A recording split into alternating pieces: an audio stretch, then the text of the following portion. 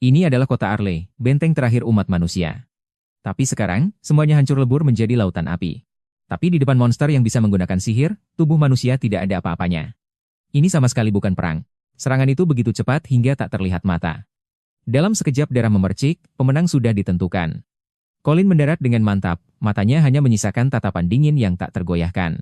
Marvin merasa, mana mungkin seorang mantan budak bisa punya akses ke barang sehebat itu? Kapten Glenn jelas mulai curiga dan langsung meminta penjelasan. Colin tahu betul, orang-orang ini memang tidak mudah dibodohi. Untungnya dia sudah punya rencana cadangan. Tepat saat suasana jadi sangat tegang, Sarah malah mengeluarkan pengakuan yang mengejutkan. Dia menunjuk Colin dan berteriak bahwa Colin pasti seorang bangsawan. Semua orang terdiam membisu, mereka semua melongo. Sarah justru makin semangat, dia bersikeras bahwa Colin adalah anak haram seorang bangsawan yang terpaksa jadi budak karena difitnah. Dia bahkan sudah menyusun skenario untuk Colin, katanya Colin kembali kali ini. Semata-mata untuk merebut kembali hak dan statusnya yang hilang. Daku yang berdiri di sampingnya cuma bisa melongo bingung. Apa-apaan ini? Imajinasi wanita ini terlalu liar. Tapi Colin bereaksi dengan sangat cepat. Dia langsung mengikuti alur cerita tersebut. Dia tertawa lepas dan mengaku kalau rencananya terbongkar secepat itu. Nah, sekarang masalah identitasnya. Malah beres gara-gara imajinasi liar si Sarah. Colin benar-benar totalitas bak aktor peraih Oscar. Dia pura-pura mengusap air mata yang tidak ada. Jika ingin mencegah masa depan di mana umat manusia dimusnahkan, sambil mengarang kisah hidupnya yang tragis. Katanya, dia dulu berasal dari keluarga terpandang, tapi hancur karena konspirasi jahat. Sampai akhirnya dia terpaksa dijual jadi budak. Dia bahkan mengepalkan tinjunya dan berteriak, suatu hari nanti dia akan membalas dendam pada musuh-musuhnya. Aktingnya benar-benar sempurna tanpa celah. Marvin dan Sarah sudah banjir air mata karena terharu. Mereka merasa Colin benar-benar kasihan. Daku yang melihat itu cuma bisa elus dada. Pikirnya, cerita omong kosong yang penuh celah seperti ini. Bagaimana mungkin orang berpengalaman seperti Kapten Glenn bisa percaya begitu saja? Tapi tak disangka, Kapten Glenn malah menelannya bulat-bulat. Dia tidak hanya menunjukkan rasa simpati, tapi juga berjanji membantu menjaga rahasia Colin, asalkan dia tidak bikin masalah bagi sang markis. Sekarang giliran Daku yang benar-benar bingung. Apa orang-orang ini sebodoh itu? Tapi Kapten Glenn kemudian melemparkan kabar besar lainnya. Tuan Markis sudah memerintahkan agar Colin segera dibawa menghadap begitu dia sadar. Sepertinya ujian yang sebenarnya baru saja dimulai. Melihat punggung Colin yang menjauh, Kapten Glenn terdiam cukup lama. Mulutnya terus meracau soal nama tempat itu, Kota Ale. Daku masih saja bingung. Dia benar-benar tidak habis pikir. Colin sangat sadar, dia harus menguasai sepenuhnya kekuatan terlarang di dalam buku sihir itu. Bagaimana bisa kebohongan sekonyol itu dipercayai oleh mereka semua? Dia tak tahan untuk bertanya pada Colin, kenapa harus sengaja memilih Kota Ale? Dan kenapa harus repot-repot memalsukan identitas sebagai bangsawan yang jatuh miskin? Colin menjelaskan dengan santai, karena Kota Ale itu tempat yang penuh dengan berbagai macam orang. Apapun ada di sana. Dan yang paling penting, jaraknya sangat jauh dari sini. Bahkan kalau Kapten Glenn ingin memeriksa kebenarannya, dia tidak akan bisa menjangkaunya. Tidak akan ada yang bisa menemukan bukti apapun. Identitas yang samar-samar seperti ini adalah cara terbaik untuk membuat suasana jadi kacau. Daku tertegun mendengarnya. Ternyata sejak pertama kali dia buka suara, semua orang sudah terjebak ke dalam perangkap yang dibuat Colin. Sekarang Daku melihat Colin, merasa bahwa pria ini penuh dengan sandiwara. Dia tak kuasa untuk bertanya, apakah soal gagak tiga suku itu juga cuma akal-akalan buat menipu orang? Colin tidak menjawab secara langsung. Dia hanya menoleh dan menatapnya sekilas. Tatapan itu membuat Daku teringat pada pertempuran yang brutal itu. Saat itu Colin tiba-tiba minta maaf, dan sebelum Daku sempat bereaksi, situasi benar-benar tidak terkendali. Tepat saat Daku ditekan habis-habisan oleh iblis itu, Colin akhirnya berhenti menyembunyikan kekuatannya. Namun kenyataannya kejam, saat ini dia hanyalah seorang budak yang hidupnya di ujung tanduk. Punya ambisi besar tanpa modal hanyalah mimpi di siang bolong, jadi dia harus melangkah sekarang. Kecepatan serangannya luar biasa cepat. Pertempuran selesai dalam sekejap. Melihat iblis yang tumbang itu, Colin dengan nada dingin menyebut soal pesan yang harus disampaikan kepada adik Daku. Dia berteriak menyuruh iblis itu untuk menjelaskan sendiri, sementara pedang di tangannya yang diselimuti sihir biru, menusuk menembus tubuh iblis itu. Kukira serangan itu akan mengakhiri pertempuran, tapi siapa sangka, iblis itu bukannya tumbang, malah mengeluarkan tawa sinis. Dia sama sekali tidak menganggap serius serangan Colin, bahkan dengan penuh penghinaan dia mengejek, menganggap serangan level rendahan seperti itu sama sekali tidak akan bisa membunuhnya. Tepat saat situasi kembali menemui jalan buntu, Daku yang sedari tadi diam akhirnya. Tiba-tiba dia muncul dari samping. Dengan nada dingin, dia memberi peringatan, Kalau lawannya sampai melupakan dia juga, harganya bakal sangat mahal. Si iblis bahkan belum sempat bereaksi, serangan jepit yang mendadak itu langsung membuat lubang besar di tubuhnya. Jeritan pilu menggema di sepanjang koridor, darah langsung muncrat kemana-mana, menodai segala hal di sekitarnya. Colin memanfaatkan celah itu untuk menjaga jarak, akhirnya dia bisa bernapas lega. Apapun risikonya, dia harus mencari cara untuk mendekati keluarga bangsawan itu. Melihat pemandangan berantakan di depan mata, semua orang pasti bisa merasakan betapa brutalnya pertarungan ini, sampai-sampai di luar dugaan siapapun. Pandangan Colin terkunci mati pada tokoh besar di tribun, penguasa wilayah Ryan, Marques Darius. Hanya dengan masuk ke dalam keluarga Hall, rencana balas dendam, dan penyelamatannya baru akan punya peluang untuk menang. Colin bersumpah dalam hati, kali ini dia akan menguasai kekuatan jauh lebih cepat daripada kehidupan sebelumnya. Namun, belum sempat dia beraksi, tamparan kenyataan langsung menghantamnya. Seorang kakek tua datang terhuyung-huyung dengan tangan penuh koin emas, memohon padanya. Semua rakyat jelata tadinya berharap Colin bisa mengalahkan si Algojo demi memenangkan kembali harga diri dan uang taruhan mereka. Melainkan pembantaian sepihak. Harapan umat manusia padam tepat saat itu juga. Di dunia manusia. Tapi sekarang, kakek itu malah menangis memohon agar Colin sengaja mengalah. Suaranya gemetar, katanya dia sama sekali tidak berani melawan Viscount Thales. Kalau Colin tidak sengaja kalah, orang-orang besar itu akan merenggut nyawanya. Di satu sisi ada ambisi mengubah nasib, di sisi lain ada nyawa orang yang tak berdosa. Jalan balas dendam Colin yang baru saja dimulai, langsung terjebak dalam perangkap paling kotor. Di tribun, Viscount Thales memasang wajah licik. Dia menjadikan Colin sebagai tumbal untuk menghibur para bangsawan, ingin menonton pertarungan binatang yang terpojok. Colin tahu betul, orang-orang ini hanya ingin menjadikannya mainan. Karena begitu, dia memutuskan untuk mengubah situasi mati ini menjadi batu loncatan untuk masuk ke keluarga Hall. Dia memanggul pedang panjangnya, matanya tidak menunjukkan rasa takut sedikitpun, malah memancarkan arogansi yang membuat siapapun bergidik. Jangan cuma diam di situ. Colin berteriak menantang ke seluruh arena, cepat bawa lawan berikutnya ke sini. Satu kalimat itu langsung membakar seisi arena. Tak ada yang menyangka budak ini berani begitu sombong. Hasil di arena membuat para bangsawan di tribun benar-benar meledak marah. Banyak yang bertaruh besar untuk kemenangan si Algojo, kini semuanya terancam bangkrut total. Sihir bukanlah sesuatu yang bisa disentuh sembarang orang. Itu adalah hak istimewa para bangsawan. Hanya mereka yang punya darah keturunan bangsawan yang layak memilikinya. Viscount Thales dikepung di tengah, keringat dingin bercucuran. Dia mati-matian berusaha menenangkan para petaruh yang murka itu. Dia berdalih semuanya masih dalam kendali, tapi orang-orang besar yang sebenarnya tidak peduli pada menang atau kalah. Marques Darius berdiri di tempat tinggi, menatap Colin tanpa berkedip. Baginya, serangan Colin tadi terlalu presisi untuk ukuran seorang budak. Bahkan jauh lebih kuat daripada tentara resmi kekaisaran. Tapi yang paling membuat Marques tertarik adalah nyali Colin yang berani menantang Thales secara terang-terangan. Pria ini akhirnya berhasil menarik perhatian sang Marques. Pertarungan di arena masih berlanjut, Colin sudah bersiap. Dia akan menjadikan kemenangan mutlak ini sebagai tiket emasnya untuk naik ke puncak. Di tribun, Viscount Thales masih terus mengumbar janji manis kepada para bangsawan. Dia bersumpah bahwa semuanya sesuai rencana. Asal ditambah sedikit ketegangan, para petaruh ini akan dengan sukarela mengeluarkan uang mereka. Dalam hati dia menggeram, ingin sekali mencabik-cabik Colin saat itu juga. Tapi tamparan kenyataan datang terlalu cepat. Diiringi sorak-sorai penonton, Colin kembali meraih kemenangan. 2 kali menang berturut-turut, mental Thales benar-benar hancur. Ini sama sekali bukan skenario yang dia susun. Colin yang seharusnya kalah, kini justru menginjak tubuh lawannya, menikmati gemuruh teriakan penonton. Para bangsawan yang marah mengepung Thales, menuntut penjelasan apakah dia sedang mempermainkan mereka. Suasana seketika kacau balau. Thales menatap Colin di arena dengan perasaan ngeri. Dia akhirnya sadar, pria ini bukanlah tumbal biasa. Apa sebenarnya yang direncanakan orang ini? Viscount Thales jelas sudah gelap mata karena kekalahan. Dia berteriak histeris, memerintahkan anak buahnya untuk mengerahkan semua petarung andalan yang tersisa. Dia awalnya ingin melihat Colin memohon ampun. Diiringi sorak-sorai penonton, Colin justru kembali meraih kemenangan. Para bangsawan itu sangat sombong. Mereka pikir merekalah sang penyelamat. Begitu mereka turun tangan. 2 kali menang berturut-turut, mental Thales benar-benar hancur. Ini sama sekali bukan skenario yang dia susun. Colin yang seharusnya kalah, kini justru menginjak tubuh lawannya, menikmati gemuruh teriakan penonton. Para bangsawan yang marah mengepung Thales, menuntut penjelasan apakah dia sedang mempermainkan mereka. Suasana seketika kacau balau.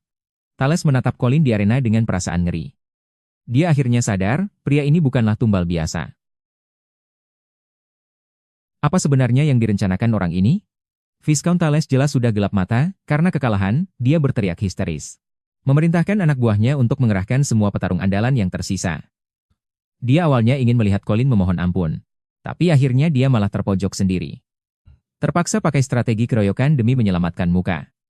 Angin di tribun penonton pun sudah berubah arah. Orang-orang Marquis Darius sedang mengawasi arena. Lelucon ini sudah berubah menjadi ujian yang sesungguhnya. Sejumlah besar petarung bersenjata lengkap membanjiri arena. Suara dentuman pedang berat dan zirah menggema di sekeliling. Colin benar-benar terkepung, tapi dia tetap terlihat sangat tenang. Karena tidak ada yang tahu, dia sebenarnya punya hubungan lama dengan Marquis Darius. Monster iblis apapun bukan masalah bagi mereka. Melihat formasi sihir yang megah itu, mereka yakin sekali akan menang. Di kehidupan sebelumnya, dia mengkhianati kepercayaan Marquis dan gagal mewujudkan impian kesetaraan sihir. Tapi karena sudah terlahir kembali, dia takkan membiarkan tragedi itu terulang. Sekelompok lawan di depannya ini adalah tiket masuknya ke keluarga Hall. Ingin memenangkan hati Marquis, dia harus menunjukkan dominasi mutlak di sini. Colin sangat paham, sekadar mengalahkan ikan teri ini saja jauh dari cukup. Jika ingin mengubah takdir sepenuhnya, dia harus membuat keributan yang lebih besar. Dia memandang ke sekeliling, lalu memprovokasi para petarung bersenjata lengkap itu secara terang-terangan, menyuruh mereka maju bersamaan. Begitu ucapan itu keluar, seisi tribun penonton langsung gempar. Ada yang menganggapnya gila, tapi ada juga yang berteriak histeris, menunggu untuk melihat pengeroyokan berdarah ini. Para petarung yang tersulut emosi pun langsung menyerbu. Martil berat berayun kencang di udara, terlihat seolah akan menghancurkannya menjadi bubur daging. Namun di saat yang genting ini, Colin seolah menghilang dari tempatnya, dengan enteng menghindari semua serangan. Lawan-lawannya benar-benar bingung, kecepatan seperti ini mustahil dilakukan manusia. Belum sempat mereka bereaksi, serangan balasan Colin sudah sampai di depan mata. Tapi orang-orang yang hidup nyaman ini tidak pernah menyangka, mimpi buruk yang sebenarnya baru saja dimulai. Colin akhirnya tidak menahan diri lagi. Pedang panjang di tangannya menggoreskan kilatan dingin yang tajam. Serangan ini langsung menyapu bersih semua petarung yang mengepungnya. Ini bukan lagi duel namanya. Ini benar-benar pembantaian sepihak. Keunggulan jumlah di depan kekuatan mutlak sama sekali tak ada artinya. Menghadapi lawan yang menyerbu, Colin bahkan tidak berkedip sedikit pun. Dia menangkap celah setiap musuh dengan presisi, melangkah santai di tengah kepungan. Tepat saat lawan mengira mereka mendapat kesempatan, sosok Colin kembali menghilang. Dia menginjak rantai martil besar itu untuk melompat ke udara, lalu melakukan serangan fatal balik. Jeritan kesakitan seketika memenuhi arena. Para petarung yang tadi tampak garang, sekarang semuanya terkapar di genangan darah. Serangan yang tak terduga ini membuat semua orang di tribun tercengang. Colin memberitahu mereka dengan cara yang paling sederhana, siapa pemilik sebenarnya di tempat ini. Tepat saat Colin membersihkan sisa-sisa lawan, tiba-tiba seorang bertubuh besar menyerang dari belakang. Pedang raksasanya menghantam dengan suara dentuman keras, mencoba mencuri kesempatan saat dia lengah. Namun, Colin bahkan tidak menoleh, seolah dia punya mata di punggungnya. Sihir yang dibanggakan para bangsawan itu, di mata iblis hanyalah permainan anak kecil, tidak ada artinya sama sekali. Dengan memiringkan tubuh, dia langsung menangkap gagang pedang lawan dengan tangan kosong. Aksi menangkap pedang tanpa senjata ini membuat lawannya ketakutan setengah mati. Belum sempat si raksasa bereaksi, Colin sudah membalikkan keadaan. Dia menggunakan kekuatan lawan untuk menyerang balik, merampas pedang raksasanya, lalu melakukan putaran dengan gerakan yang bersih dan tegas. Tak ada yang menyangka, Colin justru menggunakan pedang berat itu layaknya tombak, mengarahkannya ke arah para bangsawan di tribun, melakukan aksi pemenggalan target. Kecepatan pedang itu sangat tidak masuk akal, Thales bahkan belum sempat melihat apa yang terjadi, pedang itu sudah melesat melewati atas kepalanya. Terdengar suara dentuman keras. Dinding batu yang kokoh langsung hancur. Seluruh pedang tertanam dalam ke dinding. Thales berdiri mematung, tak bisa mengucapkan sepatah kata pun. Detik barusan, dia hampir saja tewas, hanya beda 1 sentimeter. Colin mendarat dengan stabil di tengah arena. Tangannya sudah berganti dengan bilah pedang lain. Dia menatap dingin ke arah tribun. Ini sudah bukan duel biasa lagi. Ini adalah peringatan pertama yang dia berikan kepada para bangsawan angkuh itu. Thales benar-benar meledak dalam amarah. Penyihir yang tadi sangat angkuh, sekarang langsung ketakutan. Mereka hanya bisa pasrah melihat bola api menghantam mereka. Sebagai bangsawan yang merasa tinggi, kapan dia pernah menerima penghinaan seburuk ini, dia bersumpah dengan gigi terkatup. Dia harus membuat Colin membayar harganya. Utang ini harus dibayar dengan darah. Marquis Darius menyeringai sambil berkata, bidak catur kini telah menjadi pemain catur. Rencanamu sudah benar-benar hancur. Para bangsawan di sampingnya masih tidak terima. Mereka berteriak-teriak minta budak itu dihukum mati. Tak boleh membiarkannya merusak aturan keluarga terpandang. Marquis Darius balik bertanya, budak dihukum mati? Apakah merasa paling hebat itu yang kalian sebut sebagai akal sehat bangsawan? Begitu ucapan itu keluar, Mereka yang tadi berteriak-teriak langsung bungkam. Sepertinya kali ini mereka benar-benar menendang tembok besi. Thales mengayunkan tongkatnya, mulai menggembar-gemborkan teori kunonya. Mengatakan, bangsawan adalah wakil Tuhan. Sudah kodratnya lebih tinggi dari yang lain. Dia menunjuk hidung Markis Darius sambil bertanya. Apakah kamu benar-benar ingin melawan kehendak Tuhan demi mengejar impian yang tidak berguna itu? Marquis Darius belum sempat bicara, Colin di belakang justru tertawa dingin. Kasta yang kalian agungkan ini. Di matanya, hanyalah sebuah lelucon. Lokasi kejadian benar-benar kacau. Tak ada yang menyangka. Bahkan mereka lupa untuk melarikan diri. Di tengah reruntuhan, Colin tergeletak di genangan darah, menatap tajam ke buku kuno yang bercahaya itu. Seorang budak yang mereka pandang rendah, berani menghunuskan pedang di aula besar. Colin secara terbuka menantang Thales di depan umum. Kalau kau mengaku sebagai perwakilan dewa, ayo buktikan dan lawan aku atas nama dewamu itu. Ceres benar-benar sudah lepas kendali. Dia menatap Colin dengan penuh kebencian, ingin sekali mencabik-cabik pemuda itu saat itu juga. Semua orang menganggap Colin sudah gila. Tindakan ini benar-benar bunuh diri. Rencana yang disusun Ceres hancur berantakan, dan sang Tuan Ceres akhirnya harus turun tangan sendiri. Sambil mengumpulkan kekuatan sihir, Ceres mengejek Colin yang dianggap tidak tahu diri. Dia merasa seorang budak sama sekali tidak pantas melawannya. Tepat saat itu, sistem di kepala Colin berbunyi. Semua detail lawan langsung terpampang sebagai data. Terlihat di depan mata. Level sihir tingkat 3, ilmu pedang level pemula. Memangnya ini petarung hebat? Dia ini cuma datang buat menyerahkan nyawa.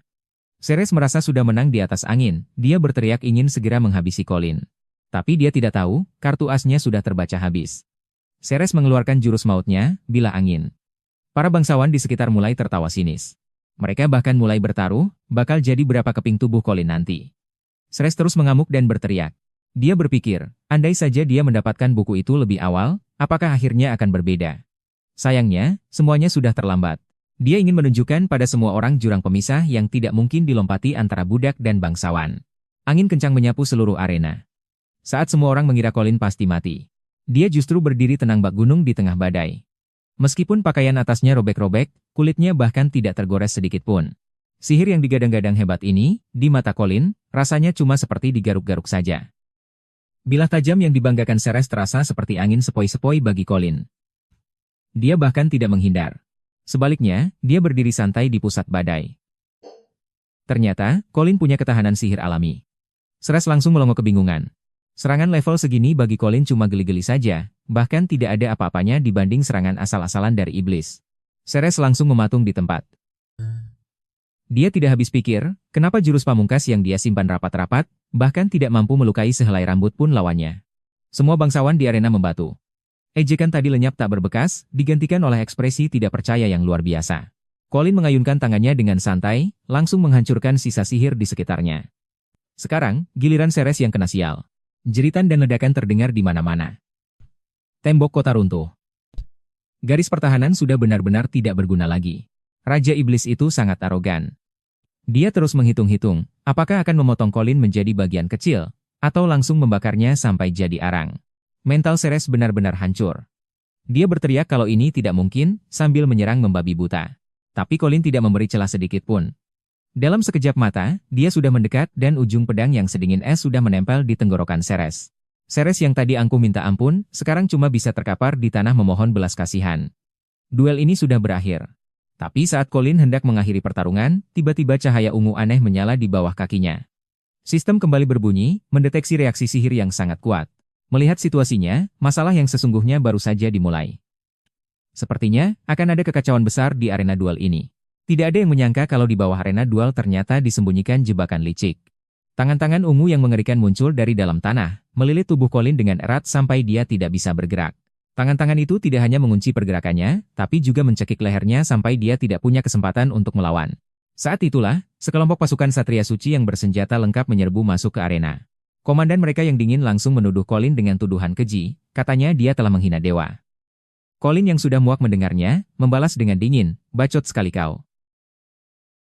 Melihat pengerahan pasukan ini, jelas mereka sudah merencanakannya. Mereka ingin memanfaatkan kelemahan Colin dan melenyapkannya atas nama dewa. Sekarang Colin benar-benar terkepung. Tidak ada jalan keluar lagi. Orang-orang berbaju zirah perak ini bukan tentara sembarangan. Mereka adalah penjaga suci dari menara sihir, yang biasa disewa para elit haus kekuasaan untuk melakukan pekerjaan kotor. Kekuatan mereka jauh di atas bangsawan biasa. Mereka adalah lawan yang tangguh. Menara sihir di balik mereka adalah kekuatan yang paling merepotkan di benua ini. Meskipun sekarang Colin terikat rantai sihir, dia sangat sadar. Kalau dia mau, dia bisa menghancurkan rantai-rantai sampah ini kapan saja. Tapi dia tidak mau gegabah dulu. Bagaimanapun, para petinggi di balik menara sihir itulah target ikan besar yang sebenarnya ingin dia pancing, agar tidak memancing perhatian para orang tua itu. Colin memutuskan untuk menyembunyikan kekuatannya dulu dan melihat kemana mereka akan membawanya. Colin memutuskan untuk mengambil risiko besar. Dia membongkar rahasia yang mengejutkan di depan semua orang. Dia menyatakan dengan lantang bahwa dirinya adalah anak kandung Markis Darius. Begitu kata-kata itu keluar, suasana langsung meledak. Ksatria suci yang tadinya garang. Karena sudah sampai di titik ini, Colin memutuskan untuk tidak menyembunyikan kekuatannya lagi. Meski harganya sangat mahal, dia harus menggunakan kekuatan terlarang itu. Semuanya langsung terdiam kaku. Bahkan Darius sendiri menunjukkan ekspresi tidak percaya. Penonton pun riuh rendah berbisik-bisik. Siapa sangka, pemuda yang selama ini dianggap budak, ternyata punya latar belakang yang begitu terpandang. Colin tahu betul, begitu identitas ini terungkap, penjaga suci tidak akan berani menyentuhnya lagi. Gelar bangsawan adalah tameng terbaiknya saat ini. Sekarang tinggal melihat bagaimana Darius akan mengakhirinya. Darius benar-benar panik. Demi menjaga reputasinya, dia bersikeras menuduh Colin sebagai bangsawan gadungan, bahkan berniat untuk membunuhnya saat itu juga. Saat pedang itu hendak diayunkan, Trace benar-benar sudah gelap mata, dia mengancam akan membunuh Colin 10.000 kali. Tepat di saat yang genting, sebuah suara menggelegar, menghentikan pertarungan hidup mati itu seketika. Tak ada yang menyangka, Markis Darius turun tangan sendiri. Begitu sosok besar itu muncul, atmosfer di lokasi langsung berubah total. Trace yang merasa sudah berjasa besar, malah mendekat untuk pamer, dia bilang ingin menghabisi si bodoh Colin itu. Dia mencabut pedang panjangnya dengan keras, lalu melesat seperti anak panah untuk membungkam si berisik itu. Tapi bukannya pujian yang didapat, Darius malah menamparnya keras-keras di depan umum, memaki bahwa dia adalah idiot dari keluarga Colin yang memalukan nama baik keluarga. Semua orang di sana terbelalak melihat kejadian itu. Belum sempat orang-orang bereaksi, Darius sudah bergerak sendiri, mencekik leher Colin dengan erat. Dari cara bicaranya, ternyata mereka sudah saling kenal. Ternyata, Marquis inilah yang mengirim Colin ke asosiasi dagang untuk melatih kemampuannya. Sambil mencekik lehernya, Darius membentak Colin karena terlalu berani-beraninya dia melawan Trace. Suasana tampak seperti akan ada pembunuhan di tempat, tapi Colin yang lehernya dicekik itu sama sekali tidak merasa takut. Karena dia tahu, pertaruhan besar ini dia yang menang. Kata-kata Darius selanjutnya membuat semua orang yang hadir melongo. Darius mendadak mengubah omongannya, dia memanggil Colin dengan sebutan anak bodoh. Dia tidak hanya minta maaf atas ulah anaknya, tapi bahkan sampai merendahkan diri demi memohon ampun kepada Trace. Trace pun benar-benar mati kutu. Colin masih saja tidak terima dan berteriak-teriak, menuduh Trace yang duluan menghina ayahnya, mencoba membalikan keadaan. Tapi Darius tidak termakan omongannya, dia langsung membentak agar Colin diam. Kedua pedang beradu dengan keras, percikan api beterbangan di mana-mana. Tatapan matanya seolah ingin menelan hidup-hidup si Colin. Markis Darius memandang tajam ke seluruh penjuru ruangan. Dia memerintahkan untuk menginterogasi langsung si bodoh Colin ini, sekaligus mengusir orang-orang yang mengganggu. Jelas sekali dia ingin membersihkan tempat itu. Trace benar-benar sudah gila. Melihat Markis Darius ingin membawa pergi Colin, dia nekat melawan, dia menghunuskan pedang ke arah Darius. Dia bahkan tidak lagi peduli dengan gelar, dia menyebut nama Darius secara langsung, berteriak bahwa tidak ada yang boleh membawa pergi Colin. Colin merasa kalau ayah dan anak ini sedang berakting bersama. Trace sekarang hanya punya satu niat, membunuh Colin di tempat dengan cara apapun. Colin hanya bisa mencibir di samping, drama ini jelas berjalan sesuai keinginannya. Taktik Colin yang meminjam kekuatan orang lain ini benar-benar jenius. Dia sengaja mengungkit kata-kata Trace tadi, bertanya padanya, siapapun yang dimaksud itu sebenarnya mencakup siapa saja. Dia menunjuk ke arah Darius, sambil tersenyum bertanya pada Trace, apa kau juga berniat membunuh sang Markis ini sekalian? Sebelum orang-orang sempat bereaksi, Raja Iblis tidak menyangka, manusia yang terlihat tidak punya harapan ini masih bisa meledakkan kekuatan seperti itu. Colin kembali memancing keributan dengan menunjuk para penjaga, bertanya apakah para ksatria suci yang mewakili otoritas dewa itu juga masuk dalam daftar bunuhnya. Tuduhan itu sangat telak, langsung memojokkan Trace di depan semua bangsawan. Maksud kata-kata Colin sederhana saja, kalau kau berani membunuh siapapun, maka masalah hari ini tidak akan berakhir baik. Begitu kata pemberontakan keluar, Trace langsung ketakutan setengah mati. Keberanian untuk membunuh tadi seketika lenyap tak berbekas. Dia gagap mencoba membela diri, pedang di tangannya jatuh ke lantai dengan suara keras. Dengan kondisi yang menyedihkan seperti itu, mana ada lagi kehormatan seorang bangsawan? Tepat saat suasana berada di titik beku, sang penjaga suci menjentikkan jarinya. Dia berdiri dengan santai, memberitahu semua orang dengan nada tenang bahwa ini hanyalah salah paham, dan anggap saja masalahnya selesai. Drama sudah sampai sejauh ini, sang penjaga suci pun tidak mau terlibat lebih jauh. Sang komandan dengan sopan berpamitan pada Darius, bersiap membawa pasukannya pergi dari tempat yang bermasalah ini.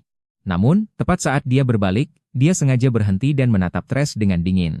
Colin mengayunkan pedangnya seperti orang gila, mempertaruhkan nyawanya di setiap serangan. Tapi Raja Iblis di depannya bagaikan gunung besar, menahan serangan habis-habisan Colin hanya dengan satu tangan. Dia memperingatkan Thresh kata demi kata, bahwa setiap kejadian hari ini akan dia laporkan apa adanya ke Menara Sihir. Mendengar nama Menara Sihir, sekujur tubuh Thresh menegang. Dia tahu betul, begitu orang-orang ini melapor ke atasan, dia tamat sudah. Ini bukan lagi masalah kehilangan muka, hari-hari bahagianya mungkin benar-benar sudah berakhir. Melihat para penjaga suci pergi, Colin akhirnya bisa bernapas lega. Dia pikir dengan identitas palsu ini, hari ini dia berhasil lolos. Tapi dia terlalu meremehkan musang tua yang setiap hari berkecimpung dalam dunia intelijen. Di perjalanan keluar, ekspresi sang komandan semakin tidak enak dipandang. Dia berterus terang kepada bawahannya bahwa pria bernama Colin itu pasti ada yang tidak beres dan harus diselidiki.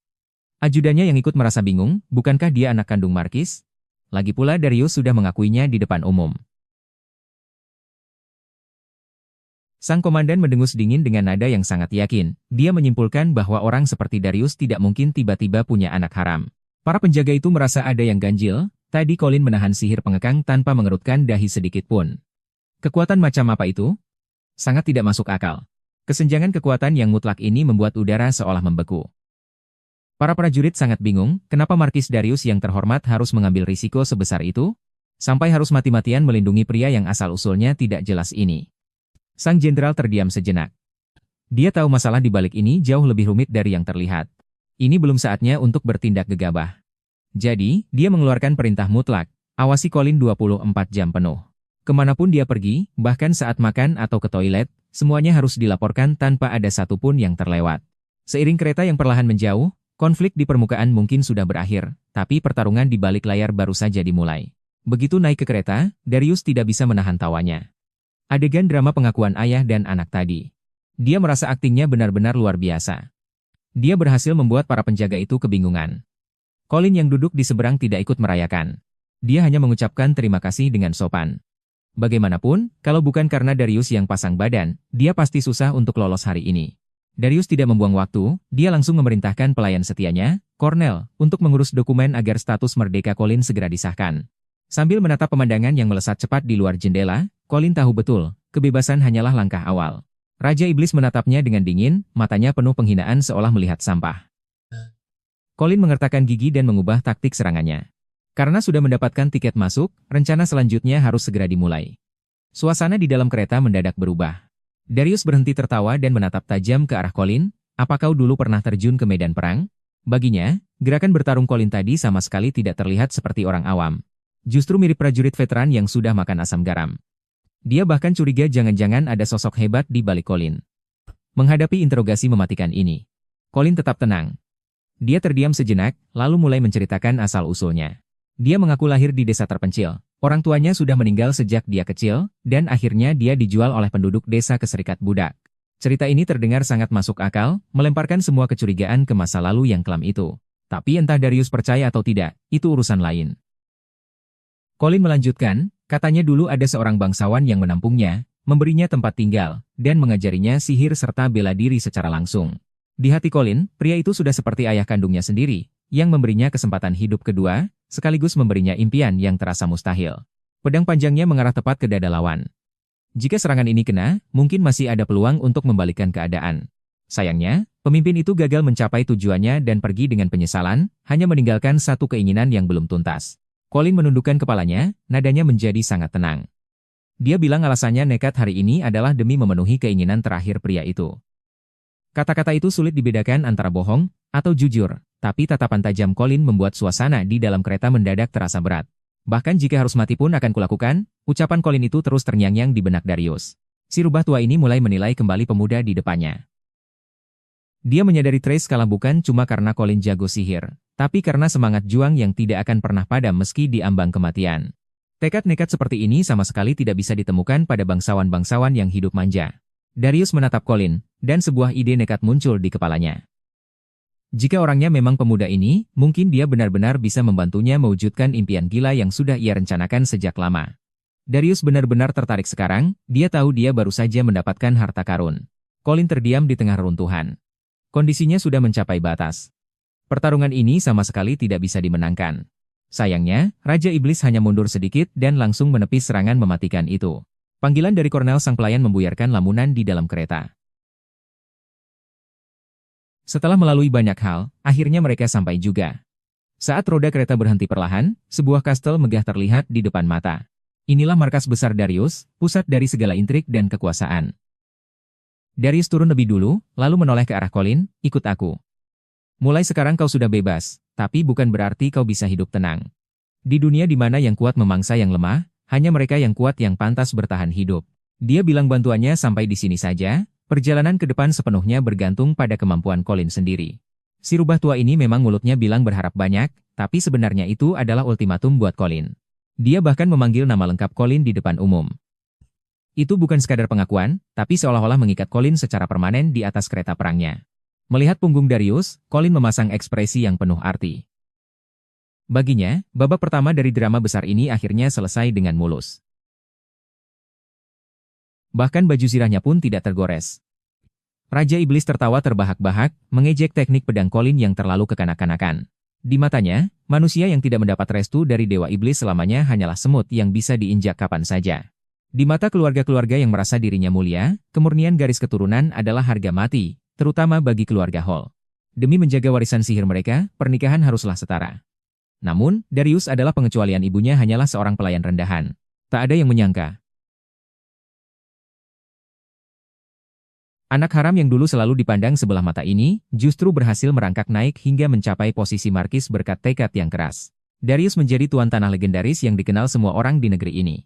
Baginya, asal-usul dan masa lalu tidak ada artinya sama sekali, karena di tempat ini, kekuatanlah segalanya. Dia tertawa lalu berkata, asalkan kamu punya kemampuan. Harta, tahta, dan kehormatan, apapun yang kamu mau, bisa kuberikan. Colin mendengus ini setelah mendengarnya, lalu berbalik bertanya, benarkah apapun bisa? Bagaimana kalau yang kuinginkan adalah posisi tuan tanahmu? Begitu kata-kata itu terucap, seluruh aula mendadak hening. Tak seorang pun menyangka anak inggusan ini berani menantang secara terang-terangan. Menghadapi tuntutan kurang ajar dari Colin, Darius bukannya marah, malah tertawa terbahak-bahak. Gawat, kartu as Colin sepertinya tidak bisa melukai lawan sedikit pun. Siapa sangka, Raja Iblis yang tadi sombong, seketika dipenuhi luka sayatan pedang. Dia menjerit kesakitan dan benar-benar bingung. Ia menunjuk ke kursinya dan berkata, kalau kamu memang sepercaya diri itu, silakan ambil saja dengan kemampuanmu sendiri. Di mata Darius, selama seseorang bisa menjadi kuat, siapapun punya kesempatan untuk naik ke atas. Tapi, prinsip yang mengabaikan garis keturunan ini benar-benar membuat marah para kolot yang menjunjung tinggi darah bangsawan. Bagi mereka, Darius hanyalah orang gila yang merusak aturan. Tepat saat itu, seorang wanita berbaju merah berjalan perlahan. Dengan suara lembut ia berkata, selamat pulang. Saat Darius baru saja masuk, istrinya, Katrina, bersama putra sulungnya, Frid, langsung menghampiri. Kelihatannya menyambut dengan hangat, tapi suasananya dingin mencekam. Darius tahu betul, kabar kepulangannya ke kota sama sekali tidak disebarkan. Namun di hadapan Katrina, ia seolah tidak punya rahasia apapun. Katrina tersenyum lalu berkata, setiap langkahmu di luar sana, sudah tersebar ke seluruh wilayah ini. Bahkan, soal kamu yang sampai bertindak demi seorang budak, melawan Viscount Trace, aku pun sudah dengar. Darius menghentikan langkahnya dan membalas dengan dingin. Dia tidak percaya teknik pedang manusia biasa bisa menembus pertahanannya. Colin menatapnya dengan dingin, suaranya tidak memiliki emosi. Serangan biasa memang tidak bisa melukaimu, tapi kalau pedang ini menggunakan jiwa, dan sisa umurku sebagai harga, situasinya bakal beda total. Sepertinya informasimu memang cepat sekali, ya. Ini sama sekali bukan rumah yang hangat, melainkan sebuah penjara yang penuh dengan mata-mata. Darius menatap istrinya dengan dingin, langsung membongkar kedoknya yang telah mengirim orang untuk memata-matainya. Colin berdiri di samping, menatap tajam wanita bernama Katrina itu. Di mata orang lain dia adalah nyonya bangsawan yang elegan, tapi di hati Colin, dialah dalang di balik kehancuran segalanya. Wanita ini mengandalkan warisan keluarga, meski hanya istri kedua, ia sangat berkuasa di rumah ini. Rencana satu-satunya saat ini adalah menyingkirkan semua penghalang, agar putranya, Frid, bisa mewarisi kekayaan keluarga. Colin di kehidupan sebelumnya, justru tewas dalam jebakan yang dibuat wanita itu. Tapi terlahir kembali sekali lagi, ia tidak akan jatuh ke lubang yang sama untuk kedua kalinya. Colin melangkah maju dengan senyum misterius di wajahnya. Ia mengumumkan di depan umum bahwa namanya adalah Colin Hall. Mulai hari ini, ia akan mengabdikan seluruh kekuatannya untuk keluarga ini. Ini bukan sumpah setia, melainkan pembukaan dari sebuah aksi balas dendam. Begitu nama keluarga Hall terucap, Fred langsung naik pitam. Colin menggenggam erat pedang yang bercahaya itu. Karena sudah mempertaruhkan nyawa, hari ini harus ada akhirnya. Colin bergerak secepat bayangan menuju Raja Iblis. Kedua kekuatan bertabrakan dengan liar di udara. Tak satu pun yang mau mundur selangkah pun. Api dan energi pedang beradu, setiap serangan mempertaruhkan nyawa. Baginya, seorang budak rendahan tidak pantas menyandang nama keluarga bangsawan. Katrina pun menatapnya dengan penuh rasa jijik. Ia tidak bisa mentoleransi provokasi sombong seperti ini terjadi di wilayah kekuasaannya. Katrina memanggil dengan dingin, "Cornell." Kepala pelayan Cornell segera muncul di belakangnya seperti bayangan. Katrina berkata tanpa menoleh, "Sepertinya pendatang baru ini sangat kurang didikan. Menurutmu bagaimana?" Cornell melangkah maju dalam diam. Suasana mendadak menjadi beku. Kali ini, Colin pasti akan kena batunya. Tak seorang pun menyangka, menghadapi ancaman itu, Colin justru langsung menghunus pedangnya. Ia memberitahu semua orang kata demi kata, nama keluarga ini diberikan langsung oleh sang tuan tanah. Siapapun yang meragukannya, berarti sedang menantang otoritas sang kepala keluarga. Taktik membalikan keadaan ini benar-benar membuat ibu dan anak itu tersudut.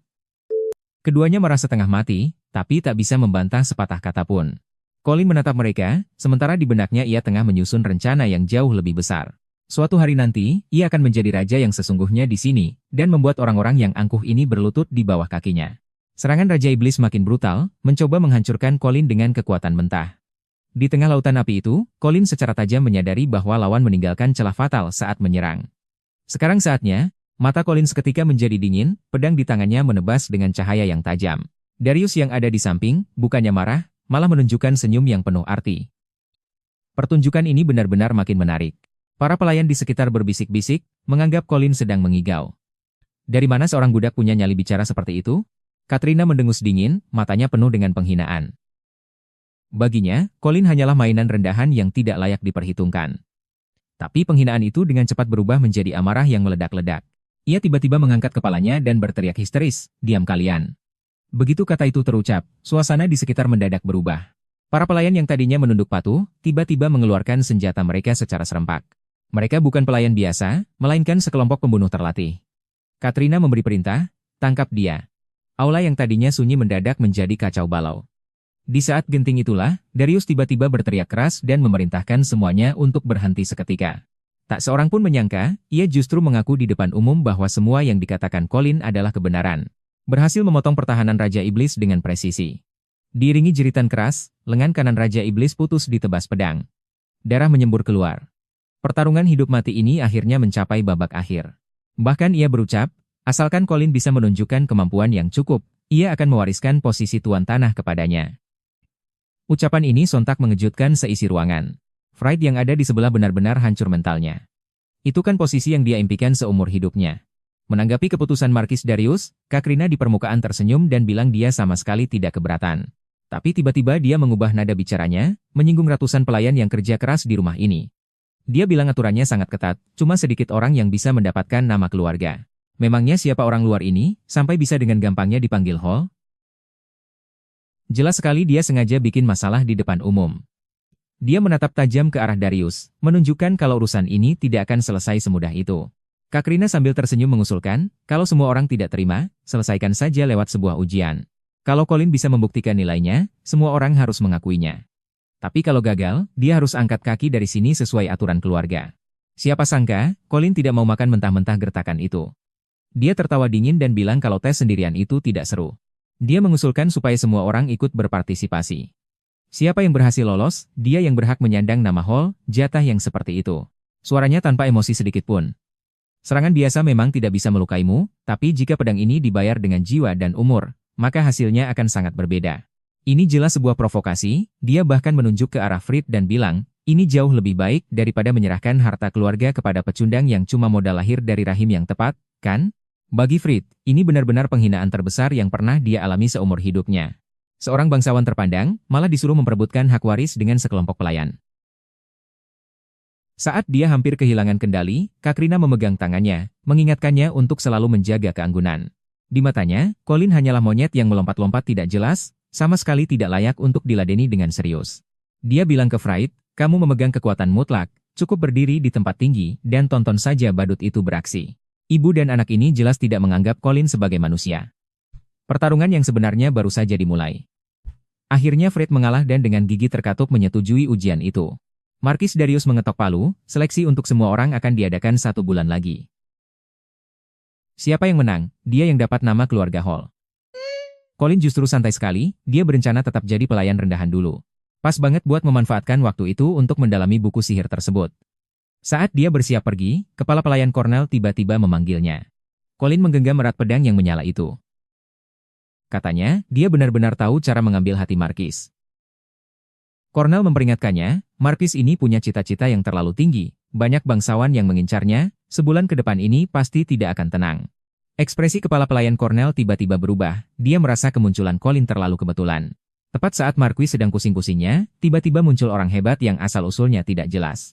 Dia tiba-tiba mencabut belati dari balik lengan bajunya, langsung menodongkannya ke leher Colin, mendesak siapa sebenarnya yang mengirim dia ke sini. Colin malah bersikap tenang sekali, dia bahkan memanggil nama kepala pelayan itu langsung, dan balik bertanya, apa dia tidak berpikir terlalu sederhana.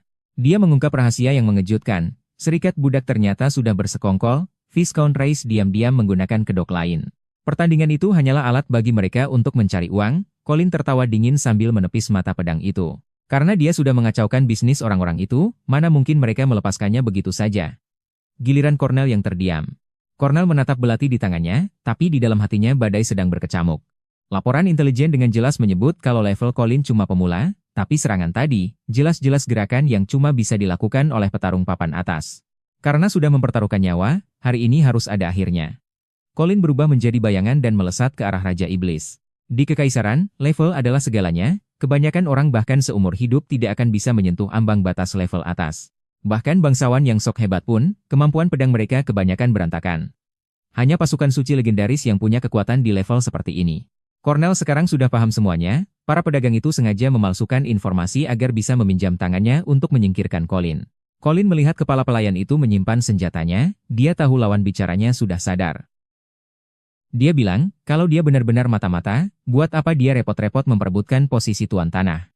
Ucapan ini membuat Cornell benar-benar tidak bisa berkutik. Dia sadar, pemuda di depannya ini punya ambisi yang jauh lebih besar dari yang dia bayangkan. Cornell belum sempat bereaksi, Colin langsung bicara belak-belakan. Dia bilang, tujuan mata-mata adalah menyusup dan mencari kelemahan. Kalau dia benar mata-mata, orang pertama yang harus dia rebut adalah posisi kepala pelayan ini. Begitu duduk di posisi ini, semua rahasia keluarga akan jadi miliknya. Tidak perlu repot-repot memperebutkan status pewaris. Melihat Cornell yang bengong, Colin memanfaatkan kesempatan itu untuk melempar umpan. Raja Iblis yang tubuhnya diselimuti api itu terus mendekat selangkah demi selangkah. Sekarang, Colin sudah tidak punya jalan keluar. Raja Iblis itu memanggil nama lengkapnya. Kedua kekuatan bertabrakan hebat di udara, tidak ada yang mau mundur. Api dan energi pedang bercampur, setiap gerakan adalah pertaruhan nyawa. Dia mengusulkan agar mereka melakukan transaksi, dia akan memanfaatkan identitas pelayannya untuk menangkap para mata-mata yang bersembunyi satu persatu, tapi syaratnya, Cornell harus bekerja sama dengannya. Cornell terdiam sejenak, nadanya berubah menjadi sangat berat. Dia mengingatkan Colin, begitu melakukan ini, artinya dia akan memusuhi seluruh bangsawan. Untuk urusan yang satu ini, Colin jelas sudah memikirkan konsekuensinya. Kata-kata Colin ini benar-benar seperti bermain api. Dia bilang, inilah yang namanya berani bertaruh demi kekayaan. Kalau Markis Darius benar-benar tumbang, hak waris itu tidak lebih dari selembar kertas sampah. Nada bicara Cornell berubah menjadi sangat serius. Dia bertanya pada Colin, karena dia menginginkan mahkota itu. Apa dia benar-benar sanggup menahan beban berat pria itu? Dalam hati dia merasa terkejut bukan main. Bocah ini bukan cuma punya kemampuan yang gila, tapi otaknya juga tajam luar biasa. Meskipun kesepakatan ini 100% menguntungkan dirinya, entah kenapa perasaannya tetap tidak tenang. Tapi karena pembicaraan sudah sampai sejauh ini, Cornell akhirnya memutuskan untuk menerimanya. Dia berbalik dan memberi isyarat pada Colin untuk mengikuti, berniat mengantarnya ke tempat tinggal untuk menetap. Colin tersenyum tipis, langkah pertamanya akhirnya berhasil menembus masuk. Serangan Raja Iblis semakin beringas, berusaha menghancurkan Colin dengan kekuatan kasar. Cornell dengan murah hati bilang, sekarang, kau bebas pilih tempat manapun yang kau suka. Di rumah ini, Nyonya Katrina menetapkan aturan mati. Para pelayan dibagi ketat menjadi 3 kelas. Mereka yang kelas paling bawah, cuma bisa tinggal di pavilion luar, bahkan mendekati bangunan utama saja mereka tidak punya hak. Cornell menunjuk jalan hidup untuk Colin, Tiap hari buang sampah, potong kayu, beri makan kuda, upahnya cuma 3 koin tembaga yang menyedihkan. Dia akhirnya memperingatkan dengan dingin. Di sini, kau harus patuh sepenuhnya pada senior-seniormu. Begitu kata-katanya selesai, pintu gerbang paviliun didorong terbuka. Beberapa pelayan kasar yang berwajah bengis sudah menunggu lama. Gawat nih, kelompok ini jelas-jelas mau memberikan sambutan yang keras padanya. Cornell menegaskan sekali lagi, di sini, aturan sang nyonya adalah segalanya. Colin mengiyakan di mulut kalau dia akan patuh sepenuhnya, tapi dalam hatinya dia sudah punya rencana lain. Tapi saat dia tersenyum menyapa rekan-rekan di sana, yang dia dapatkan malah ejekan yang meremehkan. Kelompok ini jelas tidak berniat membuatnya tenang, masalah yang sebenarnya baru saja dimulai. Kelompok ini begitu membuka mulut langsung menyindir, memanggil Colin sebagai tuan muda masa depan, jelas mereka sudah dengar rumor kalau dia menyinggung nyonya. Di tengah kobaran api itu, Colin menyadari bahwa lawan meninggalkan celah mematikan saat menyerang. Si preman yang memimpin mendekat, nada bicaranya penuh provokasi. Katanya mau mengajari aturan di sini. Beberapa orang sudah mengepungnya. Lihat situasinya, sepertinya hari ini dia tidak bisa menghindari hajaran. Orang-orang ini semakin keterlaluan, mereka sampai menyuruh Colin berlutut dan menampar dirinya sendiri. Sampai mereka merasa puas. Pelayan yang memimpin bahkan langsung main fisik, merangkul pundaknya sambil memprovokasi habis-habisan. Mereka pikir orang baru ini sudah ketakutan sampai bego. Tapi belum sempat dia sombong, Colin tiba-tiba bergerak dan langsung mengunci jarinya.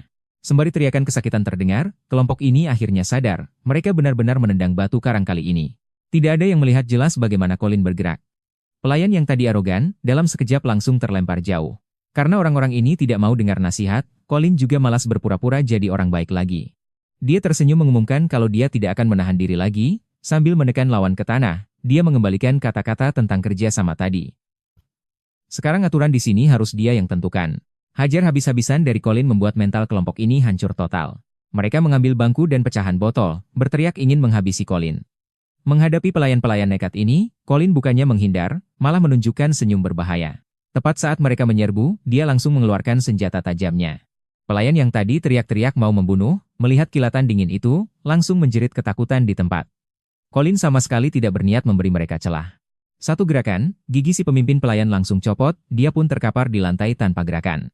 Pria berambut merah yang tersisa ingin mencoba serangan terakhir, dia mengangkat bangku dan menghantamkannya. Tapi Colin jauh lebih cepat, dia langsung melakukan tendangan melompat yang keras. Sambil menekan lawan ke lantai. Sambil mengembalikan kata-kata tentang kerja sama tadi. Sekarang aturan di sini harus dia yang tentukan. Hajar habis-habisan dari Colin membuat mental kelompok ini hancur total. Sekaranglah saatnya. Mereka mengambil bangku dan pecahan botol, berteriak ingin menghabisi Colin. Menghadapi pelayan-pelayan nekat ini, Colin bukannya menghindar, malah menunjukkan senyum berbahaya. Tepat saat mereka menyerbu, dia langsung mengeluarkan senjata tajamnya. Pelayan yang tadi teriak-teriak mau membunuh, melihat kilatan dingin itu, langsung menjerit ketakutan di tempat. Colin sama sekali tidak berniat memberi mereka celah. Satu gerakan, gigi si pemimpin pelayan langsung copot, dia pun terkapar di lantai tanpa gerakan.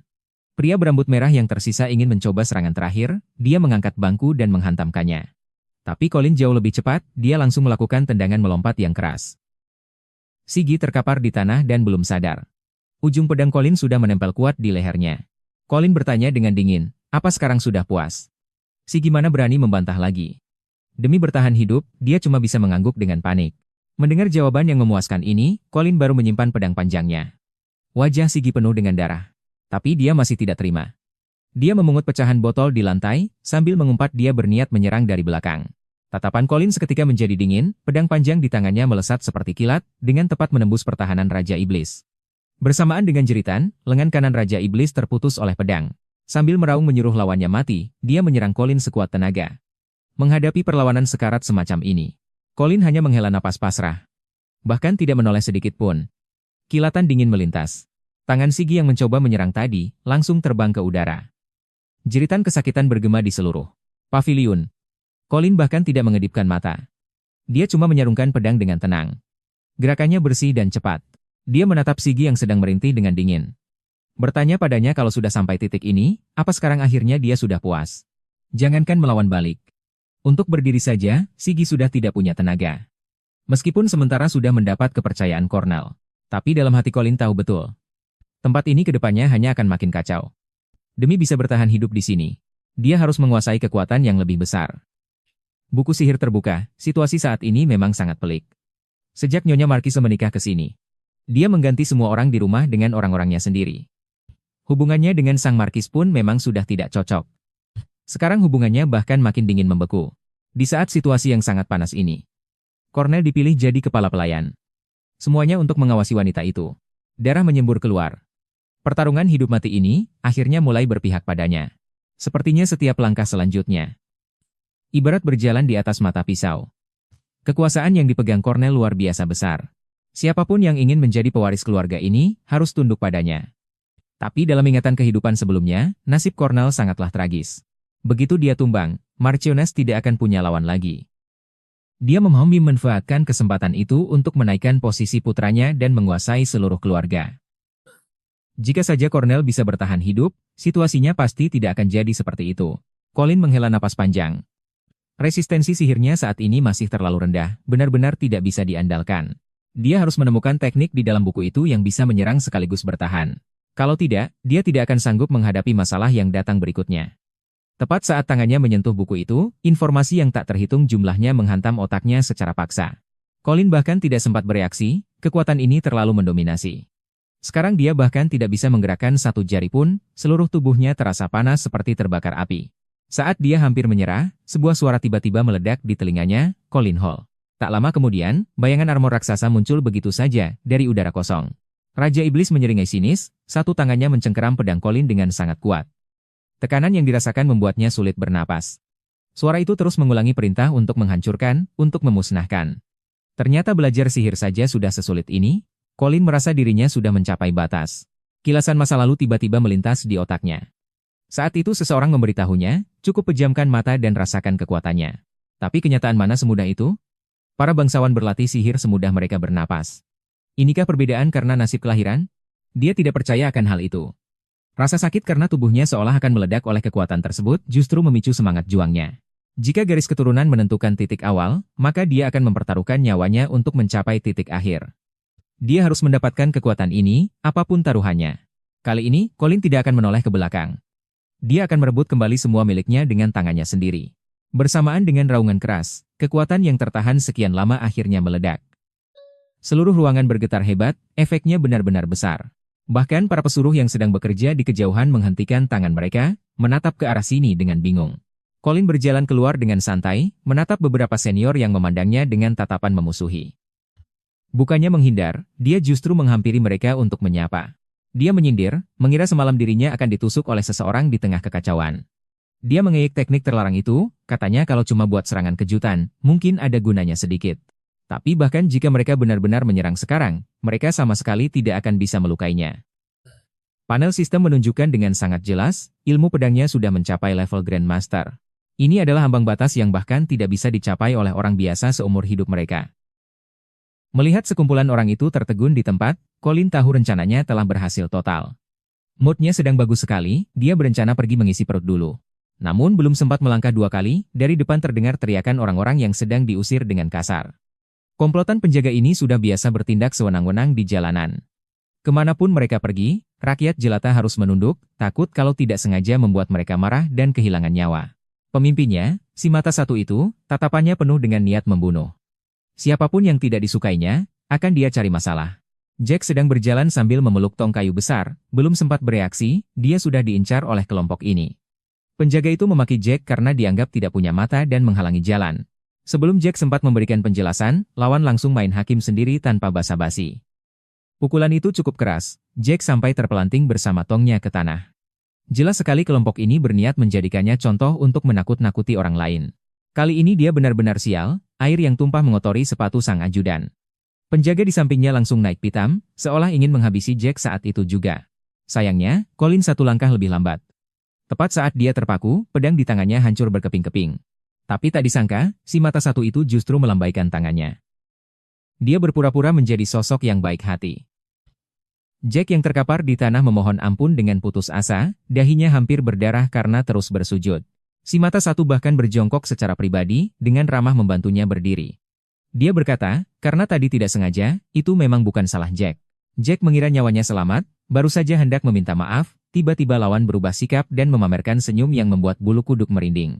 Dia berkata, jika sepasang bola mata itu tidak digunakan untuk melihat jalan, maka tidak ada gunanya untuk disimpan. Teriakan kesakitan seketika menggema di sepanjang jalan. Siapa yang menyangka dia akan bertindak sekejam itu di depan umum?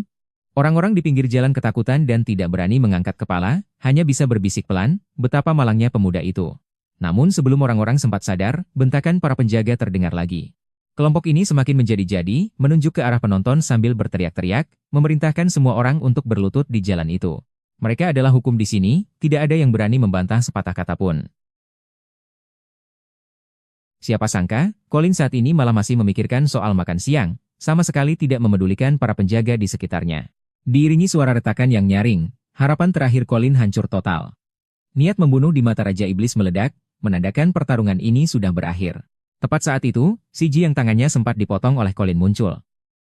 Dia menunjuk Colin dan mulai mengadu dengan panik, mengatakan bahwa pemuda ini tidak waras, dan memperingatkan si mata satu agar berhati-hati.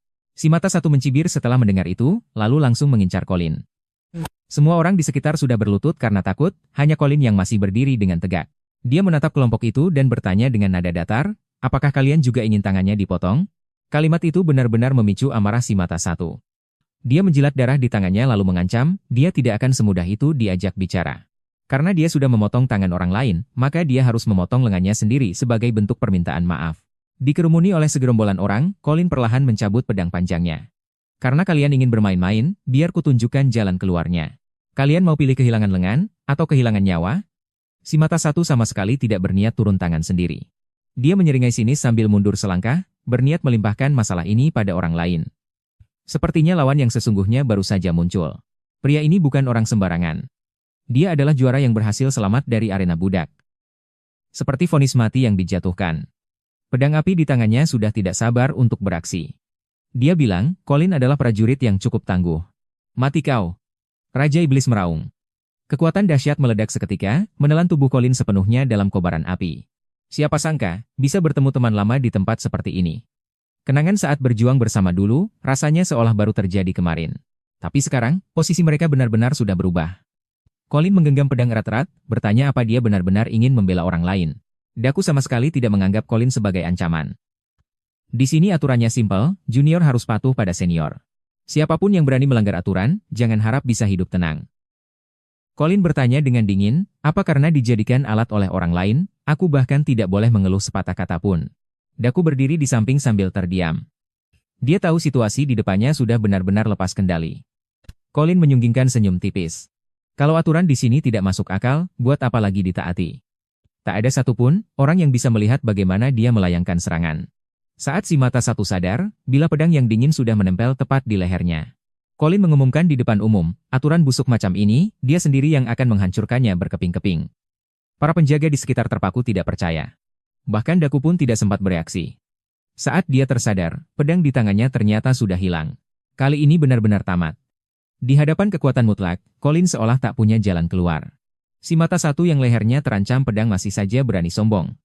Dia merasa dirinya punya pelindung hebat. Siapapun yang berani menyentuhnya berarti mencari gara-gara dengan seluruh kediaman gubernur. Colin tidak berniat mendengarkan ocehannya. Tatapan dingin yang terpancar membuat orang-orang di sekitar tidak berani mendekat. Si mata satu menyeringai dingin. Meskipun Colin punya kemampuan, urusan ini pasti tidak akan berakhir semudah itu. Tak ada yang menyangka, dia tidak langsung menyerang Colin, melainkan mengarahkan senjatanya ke arah Daku di sampingnya. Tepat dalam sekejap, dua penjaga tiba-tiba menyerang secara membabi buta. Pedang panjang yang tajam langsung menembus tubuh Daku. Kejadian itu berlangsung begitu cepat, bahkan Colin pun terpaku di tempat. Dia sama sekali tidak menduga musuh akan bermain kotor seperti ini. Daku jatuh terluka parah, luka di punggungnya terlihat sangat mengerikan. Si mata satu tertawa dengan sangat angkuh. Di matanya, orang yang tidak patuh hanyalah sampah. Melihat Daku yang terbaring di genangan darah, Colin tahu, pertempuran selanjutnya sudah tidak ada jalan untuk mundur. Sambil menyiksa Daku, penjaga itu mengejek Colin dengan sombong, mengatakan bahwa dia tadi telah melewatkan satu-satunya kesempatan untuk menyelamatkan nyawa temannya. Serangan terakhir yang dia kerahkan dengan sisa tenaga, ternyata tetap tidak bisa membunuhnya. Dia bahkan masih berniat mengancam, memaksa Colin mendengarkan apa akibat yang akan menimpanya. Namun sebelum kata-katanya selesai, malaikat maut sudah berada di depan mata. Colin benar-benar murka. Seluruh tubuhnya bergerak secepat bayangan, sebelum lawan sempat bereaksi, dia sudah berada tepat di hadapan mereka. Sekali tebas, penjaga yang tadi begitu sombong langsung tumbang bersimbah darah. Meski tebasan Colin berhasil mengurai kepungan, si mata satu di samping malah menyeringai. Baginya, celah yang ditunjukkan Colin karena amarah justru adalah hal yang dia incar. Si mata satu merasa kesempatannya datang, dia berputar ke belakang Colin untuk melancarkan serangan kejutan. Dia bahkan mengejek Colin sebagai orang awam yang tidak berpengalaman. Tapi sebelum sempat merasa bangga, terdengar suara dentingan nyaring di telinganya. Pedang berat di tangannya, secara instan dipotong menjadi dua oleh Colin. Melihat pedang yang patah di tangannya, si mata satu benar-benar linglung. Dia sama sekali tidak melihat bagaimana cara Colin menyerang. Colin memperingatkannya dengan dingin, lain kali yang terpotong bukan lagi pedangnya. Si mata satu ketakutan dan memohon ampun, tapi Colin tidak punya waktu untuk meladeninya. Colin menundukkan kepalanya tak berdaya, hatinya hanya menyisakan kepahitan yang tak berujung. Raja Iblis bilang, dari manapun Colin belajar teknik itu, hari ini harapan umat manusia akan benar-benar musnah. Di saat paling kritis, Daku yang terluka parah menahan serangan mematikan itu demi si mata satu. Daku menggenggam pedang erat-erat dan berkata, jangan menambah dosa lagi. Colin menatap tajam ke arah mereka, demi Daku, kali ini kubiarkan kalian pergi. Tapi ini adalah kesempatan terakhir. Sekelompok prajurit itu berhasil lolos dari maut, mereka lari terbirit-birit ketakutan. Colin menatap Daku di depannya, jelas kamu yang lebih kuat, kenapa tidak melawan balik? Daku tidak menganggap lawan itu sebagai ancaman, sudah menyinggung ajudan, jangan harap bisa keluar dari sini hidup-hidup. Sudah mau mati masih saja banyak bicara. Dia melemparkan pedang panjangnya ke arah Colin, pedang ini lagi sial, sekarang jadi milikmu. Colin menerima pedang itu, berdiri mematung di tempat. Si mata satu yang naik pitam berlari mendekat sambil memaki, dasar bodoh, tadi kamu sedang mempermainkanku? Daku memohon ampun dengan rendah hati, maafkan saya. Namun ajudan itu hanya memberikan satu tendangan keras, enya sana. Jangan menghalangi pemandanganku. Anak buahnya merasa heran, apa benar mau melepaskannya begitu saja? Raja Iblis mencengkeram leher Colin dengan satu tangan, mengangkatnya ke udara seolah sedang memegang karung sampah yang rusak. Si mata satu menyeringai sinis, tentu saja tidak. Sebarkan perintah. Katakan bahwa dia menantang semua senior, pecat jabatannya sekarang juga. Bikin dia nggak bisa bertahan di sini lagi. Taktik adu domba ini jauh lebih kejam daripada menyerang langsung. Kata-kata Colin terngiang di benak Daku. Nadanya tenang, tapi penuh tekanan. Kamu kan punya kemampuan, kenapa nggak melawan balik, di depan jamuan makan yang mewah. Sekelompok pelayan ini menunjukkan rasa taat yang nyaris gila. Dewa yang agung, kami persembahkan hidup kami untukmu. Semoga dewa dan sang utusan senantiasa damai. Oke, semuanya, silakan makan. Dua pelayan wanita berbisik-bisik. Dengan antusias mereka berbagi soal mimpi semalam. Nyonya bilang mau mengangkatku jadi pelayan senior. Sepertinya doaku benar-benar terkabul. Bisa jadi pelayan di sini adalah anugerah besar. Asal kerja keras, ada kesempatan untuk dipilih oleh dewa. Fanatisme setelah dicuci otaknya ini membuat suasana terasa sangat mencekam. Semoga dewa dan sang utusan senantiasa damai. Para pelayan mengulangi slogan itu seperti robot. Mereka mengantre untuk jatah makanan yang menyedihkan. Berikutnya, petugas pembagi makanan mendesak dengan tidak sabar. Segalanya di sini terasa mati. Tiba-tiba, Colin datang sambil bersenandung kecil. Pikirannya cuma tertuju pada makan. Kesadaran Colin mulai memudar, wajah teman-temannya muncul di depan matanya. Suasana yang tadinya bising mendadak jadi sunyi senyap. Semua orang mundur perlahan. Itu dia. Pria itu, dia benar-benar datang. Colin agak bingung. Kenapa semua orang menatapku? Dia tidak memedulikan tatapan aneh itu. Dia langsung saja mengambil semangkuk nasi. Karena nggak ada yang bicara, ya sudah, aku nggak sungkan ya. Petugas pembagi makanan itu berteriak angkuh. Orang yang nggak kerja, nggak dapat makan. Dia menyiramkan sisa sup yang encer. Tepat di depan Colin. Colin meregangkan tubuh, jelas dia tidak berniat menelan penghinaan itu. Semua orang menatap punggung Colin. Dia mau kemana? Itu kan area pelayan senior. Orang biasa bahkan nggak punya hak untuk mendekat. Tapi Colin malah berjalan santai menerobos kerumunan seolah di rumah sendiri, bahkan dengan sopan dia berkata, permisi ya. Minggir sebentar. Suasana langsung meledak. Anak ini benar-benar cari mati. Tangkap budak itu. Para pelayan senior berteriak marah. Apa sih yang dipikirkan bocah ini? Berani-beraninya dia bikin onar di sini. Dalam hati dia berbisik minta maaf, maafkan aku semuanya. Aku benar-benar sudah berusaha. Aku kalah. Seiring dengan helaan napas terakhir itu, Raja Iblis menunjukkan senyum yang mengerikan. Colin selang kuanteran kuantan, Colin sama sekali tidak peduli, dia malah mengambil roti croissant dan mengunyahnya dengan lahap. Kepala pelayan, Cornell, berjalan mendekat dengan wajah dingin. Colin, ini area makan pelayan senior. Orang-orang di sekitar langsung semangat, mereka menuntut agar si tukang onar ini dihukum berat. Tuan Cornell, kasih dia pelajaran. Semua orang menahan napas, menunggu Cornell murka. Siapa sangka, Cornell terdiam sejenak. Lalu dengan nada tenang dia berkata, pendatang baru, wajar kalau belum tahu aturan. Ikut aku. Begitu saja, di bawah tatapan tak percaya semua orang, Colin menepuk remah-remah di tangannya dan berjalan santai mengikuti kepala pelayan itu. Kepala pelayan Cornell berkata dengan tegas, apa kamu lupa? Di sini kamu harus patuh sepenuhnya pada atasan. Colin malah terkekeh, sambil melambaikan tangan dia menjelaskan, enggak, aku nggak ada niat melanggar aturan kok. Dia menggigit rotinya lagi, lalu berkata dengan penuh percaya diri, Tuan pemilik tanah sendiri yang janji, selama aku punya kemampuan, aku bisa dapat makanan yang layak. Karena begitu, aku nggak akan sungkan lagi. Mulai sekarang, biaya hidupku, aku cari sendiri. Bayang-bayang kematian telah sepenuhnya menyelimuti Colin. Cornell berhenti berjalan, tatapannya jadi sangat dingin. Kalau kamu percaya diri sekali. Kalau begitu, bantuin aku urus satu hal. Sebagai imbalannya, kamu harus cari tahu. Siapa mata-mata yang bersembunyi di manor ini? Tepat saat itu, tiba-tiba terdengar suara trompet dari kejauhan. Itu sinyal dimulainya perburuan. Colin mengernyit, hari bahkan belum cerah. Tuan pemilik tanah. Kenapa pergi ke area berburu sepagi ini? Cornell menjelaskan, kabarnya di hutan dekat area berburu. Akhir-akhir ini lagi nggak aman. Tuan pergi ke sana sekalian mau menyelidikinya. Colin mengunyah makanannya, menjawab seadanya, hutan ya. Dia menelan suapan roti terakhirnya. Sudut bibirnya terangkat sedikit. Di dalam hutan yang tampak tenang ini, pemburu sejati sudah mengincar mangsanya sejak tadi. Rusa hitam bermata merah ini bahkan belum sempat bereaksi. Beberapa anak panah melesat menembus udara, tidak memberinya celah untuk selamat. Colin tertawa dingin, sepertinya keberuntunganku hari ini bagus. Mangsa sudah didapat. Colin dengan ahli membedah hasil buruannya. Raja Iblis mengerahkan tenaga, diiringi suara retakan tulang yang ngilu, kesadaran Colin benar-benar tenggelam dalam kegelapan. Nggak nyangka hewan ini punya inti sihir di dalam tubuhnya. Walaupun mutunya rendah, tapi buat bikin ramuan pemulih mana, sudah lebih dari cukup. Tapi, masuk ke area berburu ini nggak segampang itu. Cornell bicara terus terang, di sini sekarang zona terlarang. Selain pasukan satria penjaga, nggak ada yang berhak masuk selangkah pun. Colin mencoba bertanya, kalau aku ikut pasukan satria penjaga, apakah bisa masuk? Daku di sampingnya langsung naik pitam dan membentak Colin, jangan bertindak seenaknya. Bagaimanapun, di tempat seperti ini, cuma bangsawan dan pelayan senior yang berhak berburu. Orang dengan status sepertinya, bahkan gak punya hak untuk menyentuh mangsanya. Colin sama sekali tidak berniat mendengarkan ocehan itu. Dia langsung mencabut pedang panjang dari pinggang Daku. Dengan santai dia menjawab, pinjam sebentar ya. Sebelum Daku sempat bereaksi, Colin sudah memanah tepat menembus buruan itu.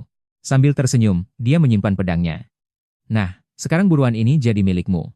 Daku rasanya mau meledak karena marah. Logika ngawur macam apa ini? Dia menggerutu dalam hati sambil menyarungkan pedang panjangnya. Sumpah, dia benar-benar tidak habis pikir dengan atasan, kenapa harus memasangkan dirinya dengan pelayan rendahan seperti dia. Semua orang mengira ini adalah akhirnya, tapi siapa sangka, tetesan darah Colin justru secara tidak sengaja mengaktifkan sebuah buku kuno di bawahnya. Tapi masalahnya, Colin memegang belati milik sang kapten sebagai bukti perintah untuk investigasi di tempat perburuan, sekalian bawa bekal pulang. Daku menatap buruan yang sedang diolah itu, hatinya merasa tidak rela sekali. Kenapa harus dapat rekan seperti dia? Sial sekali nasibnya hari ini. Tapi sekarang, dia terpaksa menahan emosi. Bagaimanapun, misi harus diutamakan.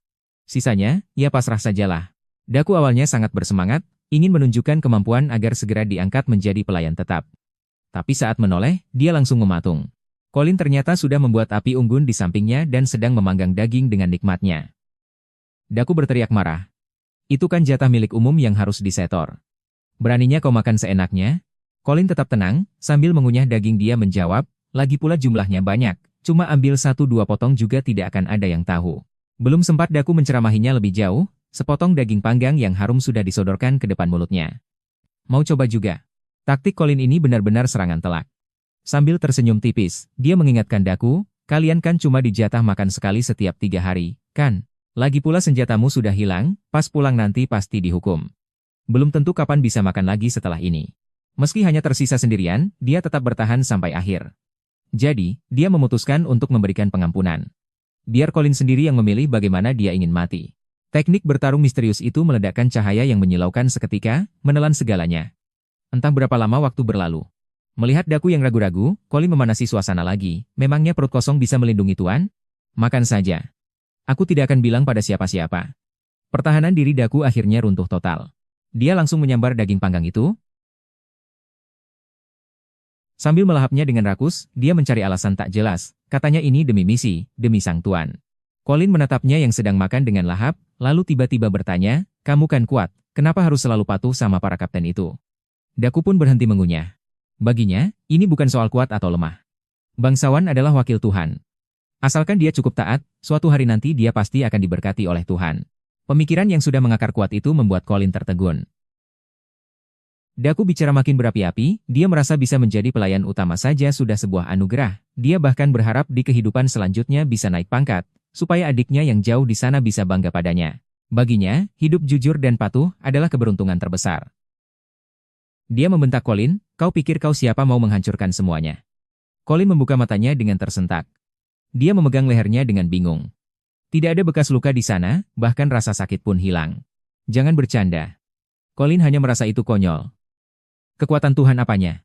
Di matanya, itu tidak lebih dari sihir yang dipakai kaum bangsawan untuk menipu orang. Daku jelas tidak percaya, dengan ketus dia menjawab, "Kalau memang hebat, coba tunjukkan satu sihir padaku." Colin berhenti melangkah, matanya memancarkan tatapan jahil. "Bagaimana kalau kukatakan, aku bisa mengajarimu sihir sekarang juga?" Daku benar-benar tercengang. Dia tidak menyangka sama sekali, orang yang terlihat biasa saja di depannya ini, ternyata menguasai kekuatan yang seharusnya cuma dimiliki kaum bangsawan. Daku bertanya dengan ragu pada Colin, kau benar-benar bisa sihir." Belum sempat kalimatnya selesai, tiba-tiba terdengar teriakan dari kejauhan. Keduanya sadar, ada masalah besar. Gerombolan serigala iblis menyerbu keluar dari dalam hutan. Para prajurit bahkan tidak sempat bereaksi. Dalam sekejap, mereka sudah tumbang. Kapten Glenn berteriak memberi komando mati-matian. Meminta pasukannya menjaga formasi. Jangan sampai kacau.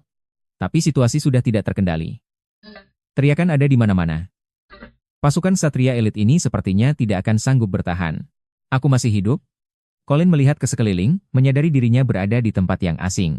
Glenn tidak pernah menyangka. Dia, seorang kapten yang disegani, justru terdesak oleh kawanan binatang buas. Kalau ini sampai tersebar, mau ditaruh di mana mukanya? Tepat saat dia kehilangan fokus. Prajurit di belakangnya berteriak panik, "Awas!" 3 ekor serigala iblis menerjang bersamaan. Kali ini, amarah Glenn sudah memuncak. Karena tidak ada jalan mundur, maka mau tidak mau harus bertarung sampai mati. Di saat paling krusial, bantuan akhirnya datang. Daku berteriak sambil menerjang ke medan tempur. Hendak menyelamatkan pasukan ksatria. Tapi Colin terlihat luar biasa tenang.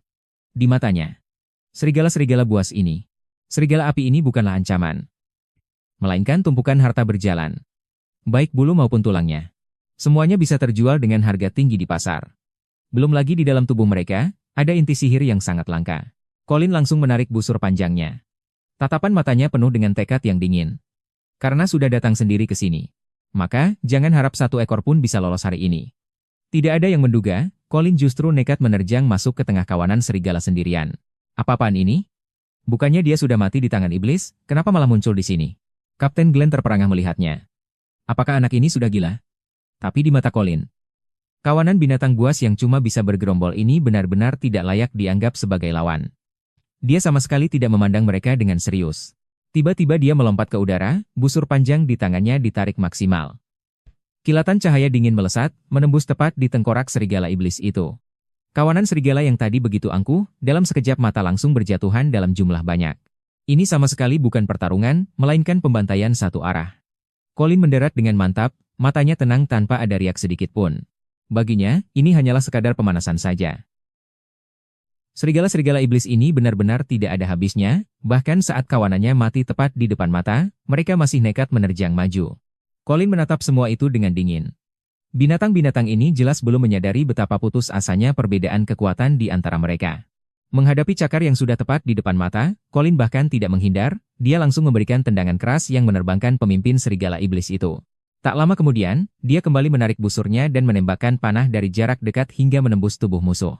Di kehampaan yang sunyi, sebuah suara berat tiba-tiba terdengar, menyebut nama Colin dengan tepat. Gerakannya bersih dan gesit, tanpa ada tenaga yang terbuang sia-sia. Lagi pula, binatang tetaplah binatang, selain mati konyol, mereka tidak akan bisa mengubah apapun. Colin melesat di antara kawanan serigala itu seolah sedang memotong sayur. Setiap panah yang dilepaskan, selalu ada satu serigala iblis yang tersungkur jatuh. Kapten Glenn terpaku melihatnya dengan mulut menganga. Dia tidak menyangka monster yang bahkan membuat ksatria kewalahan, bisa dihabisi dengan begitu mudah oleh bocah ini. Barulah dia sadar, dia benar-benar salah menilai sebelumnya. Kekuatan Colin sudah jauh melampaui pemahamannya. Namun, belum sempat mereka bernapas lega, tanah tiba-tiba berguncang hebat. Pilar api biru yang mengerikan melesat ke langit, menelan pepohonan di sekitarnya dalam sekejap. Colin berhenti melangkah dan menatap tajam ke arah pusat api tersebut. Masalah yang sebenarnya baru saja akan muncul. Serigala raksasa ini jelas berbeda dengan sampah-sampah tadi. Begitu membuka mulut, bola-bola api biru langsung meluncur dan menutup semua jalan mundur Colin. Tapi kelincahan Colin benar-benar di luar nalar. Dia melompat ke sana kemari di celah bola api, sambil menarik busur untuk membalas serangan. Beberapa anak panah menancap tepat di punggung serigala raksasa itu. Hal itu membuat dia yang tadinya bingung langsung waspada. Siapa di sana? Serigala raksasa itu menjerit kesakitan, tapi Colin sama sekali tidak memberinya kesempatan untuk bernapas. Memanfaatkan momentum terjunnya, dia langsung menerjang tepat ke depan monster itu. Tendangan telak tepat di wajah serigala raksasa itu sampai membuat udara di sekitar ikut berdengung keras.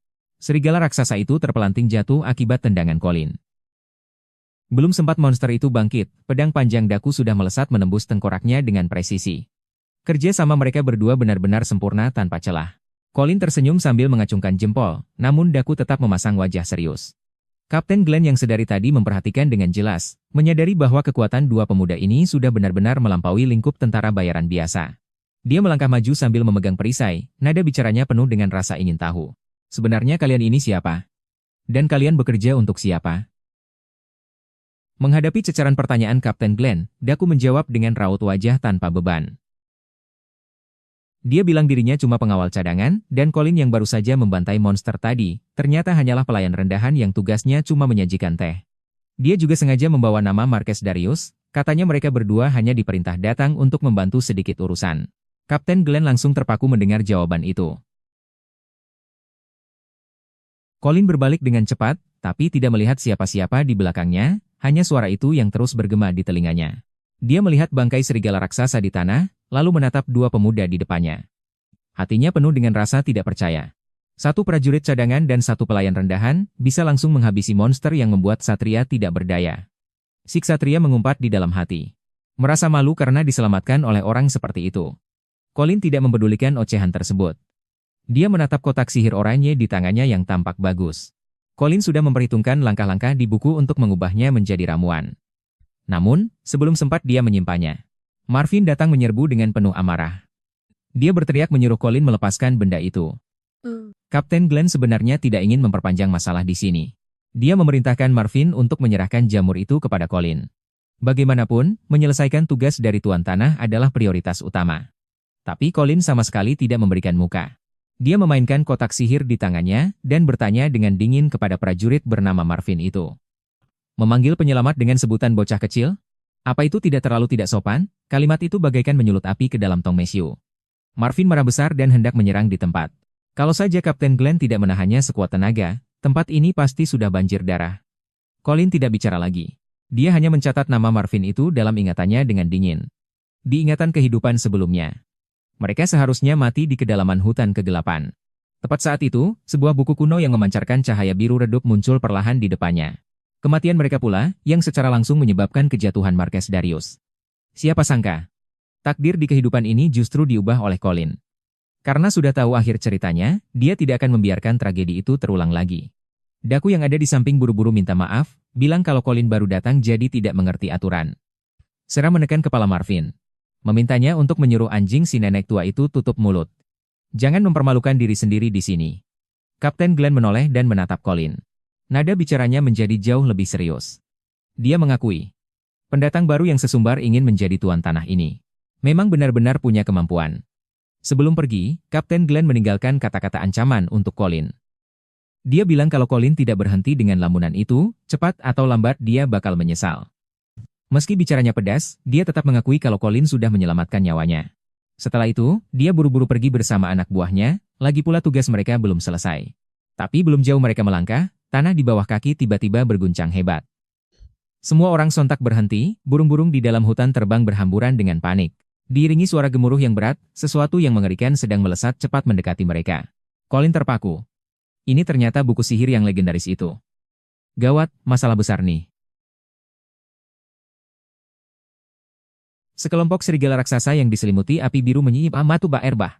Pemandangan ini sampai membuat para prajurit yang biasa Sera tak kuasa menahan teriakannya, itu adalah Raja Serigala Biru. Tekanan hawanya benar-benar membuat sesak napas. Menghadapi monster level ini, apa mereka masih punya kesempatan hidup? Auman Raja Serigala itu mengguncang seluruh hutan, dan cakar raksasanya sudah siap menghantam. Kalau serangan itu sampai kena, tamatlah riwayat mereka semua di sini. Kapten Glenn bahkan sudah pasrah akan kemungkinan terburuk. Tapi, di detik-detik yang sangat kritis itu, sesosok bayangan melesat ke depannya. Tanpa diduga, dia menahan serangan yang mampu membelah gunung dan batu itu hanya dengan satu tangan. Colin berkata tanpa menoleh, "Maaf ya, aku datang terlambat." Menghadapi serangan mematikan itu, Colin tidak cuma menahannya dengan mantap, dia bahkan sempat-sempatnya bercanda. Dia menatap Kapten Glenn yang syok berat lalu berkata santai, "Sepertinya aku menyelamatkanmu lagi nih." Raja Serigala itu sudah benar-benar murka, raungannya menunjukkan kalau dia siap bertarung mati-matian. Suara misterius itu terdengar lagi, katanya, darah Colinlah yang telah membangunkan jiwa yang tertidur. Colin tidak berniat ambil risiko. Dia berbisik pelan, teknik pedang, penghancur gunung. Sekali tebas. Udara seakan terkoyak. Pedangnya tepat menghantam dahi monster itu. Tapi hasilnya? Si monster cuma menggelengkan kepalanya sedikit. Colin sampai bergumam betapa keras kulit monster ini, gila sekali. Sepertinya butuh usaha ekstra untuk menghabisinya. Benturan keras barusan membuat Colin terpental beberapa langkah ke belakang. Kekuatan monster ini benar-benar tidak masuk akal. Colin melirik pedang patah di tangannya. Tubuh yang sekarang ini masih terlalu lemah. Mengandalkan ilmu pedang saja tidak cukup untuk menghabisinya. Sarah buru-buru mendekat dan bertanya, "Bocah, kamu tidak apa-apa?" Wajah Kapten Glenn juga tampak sangat tegang. Dia mengingatkan semua orang. Raja Serigala Biru ini lawan yang sangat alot. Sudah tak terhitung berapa ahli dari kekaisaran yang tewas di tangannya. Sepertinya pertarungan yang sesungguhnya baru saja dimulai. Di sekeliling mereka dipenuhi kawanan serigala berapi. Para prajurit mulai panik bukan main. Menghadapi antek-anteknya saja sudah menguras tenaga. Namun, Colin tetap terlihat luar biasa tenang. Dia memberitahu semua orang kalau serigala-serigala kecil ini hanyalah boneka. Begitu Raja Serigala Biru sebagai pemimpinnya tumbang, yang lain pasti akan bubar sendiri. Colin menatap kobaran api di depannya. Hatinya penuh dengan rasa tidak terima. Apakah semua usaha selama ini berakhir sia-sia?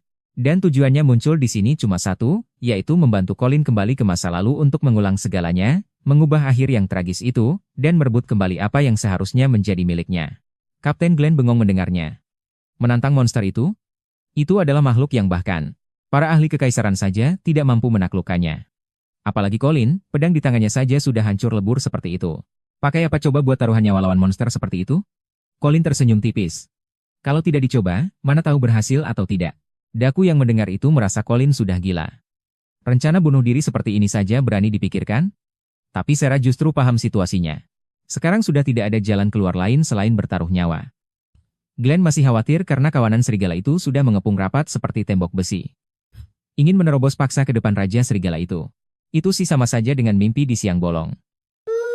Namun Colin terlihat begitu percaya diri. Dia bilang, tidak perlu menerobos paksa. Kesempatannya akan datang sendiri. Begitu ucapannya selesai, Raja Serigala Biru melolong ke langit. Serangan total yang sesungguhnya dimulai. Tekanan dari kawanan serigala itu makin mencekam. Sarah berteriak kalau serigala-serigala kecil sudah menyerbu. Glenn segera memberi instruksi kepada semuanya untuk bersiap menghadapi serangan langsung. Di tengah kekacauan itu, Colin tiba-tiba berteriak lantang, meminta semuanya tetap tenang. Biarkan kawanan serigala itu mendekat dulu baru kita serang. Kembali ke masa lalu, kata-kata itu terus bergema di kepala Colin. Marvin yang emosinya sudah meluap langsung membentak Colin, "Bocah, kau siapa berani memerintah kami?" Glenn segera menahannya, sekarang bukan waktunya untuk bertikai sendiri. Ikuti saja apa katanya, itu pasti benar. Colin tidak peduli dengan keributan mereka. Dia menoleh ke arah Daku dan menyuruhnya ikut bersamanya. Daku belum sempat bereaksi, tapi Colin langsung mengeluarkan kartu asnya. "Kamu tidak mau kan, adikmu melihatmu dalam kondisi payah seperti ini?" Satu kalimat itu langsung membuat Daku tersudut. Daku berbisik menyebut nama adiknya, tatapan matanya seketika berubah. Demi keluarganya, kali ini dia harus nekat. Glenn melihat kawanan serigala yang menyerbu dan berteriak meminta semua orang bersiap bertempur. Suasana jadi kacau balau. Tapi Colin tetap menahan posisinya, dia berteriak kalau waktunya belum tiba, meminta semua orang membiarkan kawanan serigala itu mendekat lagi. Melihat kawanan serigala sudah tepat di depan mata, bahkan aroma bahaya sudah tercium, Colin masih tetap menunggu. Tepat di saat-saat kritis itu, dia akhirnya memberi instruksi, "Sekarang." Serangan balik yang sudah ditahan, sejak tadi akhirnya meledak total. Meski belum tahu siapa sebenarnya sosok itu, dia sadar di dalam hati, Ini mungkin satu-satunya kesempatan seumur hidupnya. Colin mengepalkan tinjunya dengan erat, matanya memancarkan tekad yang dingin. Colin mengamati medan pertempuran dengan tenang, dia menunjuk Glenn sebagai yang pertama, menyuruhnya menggunakan pelindung cahaya suci, untuk membutakan mata para binatang buas itu. Glenn langsung paham. Perisai kotak raksasa itu seketika memancarkan cahaya menyilaukan. Kawanan serigala yang menyerbu paling depan. Semuanya mendadak buta. Colin langsung memberikan perintah kedua. Dia menyuruh Marvin untuk melancarkan serangan dahsyat. Hantam semua monster yang berantakan itu sampai terpental. Marvin mengayunkan pedang raksasanya dengan keras. Tanah seketika retak. Kawanan serigala itu terpental ke segala arah akibat kekuatan monster tersebut. Formasi mereka hancur total. Terakhir, Colin menatap Sela, menyuruhnya membuka jalan dengan bilah bayangan. Sosok Sela secepat kilat, kilatan pedang lewat. Kawanan serigala yang menghalangi jalan pun tumbang satu persatu. Kerja sama tim ini benar-benar luar biasa.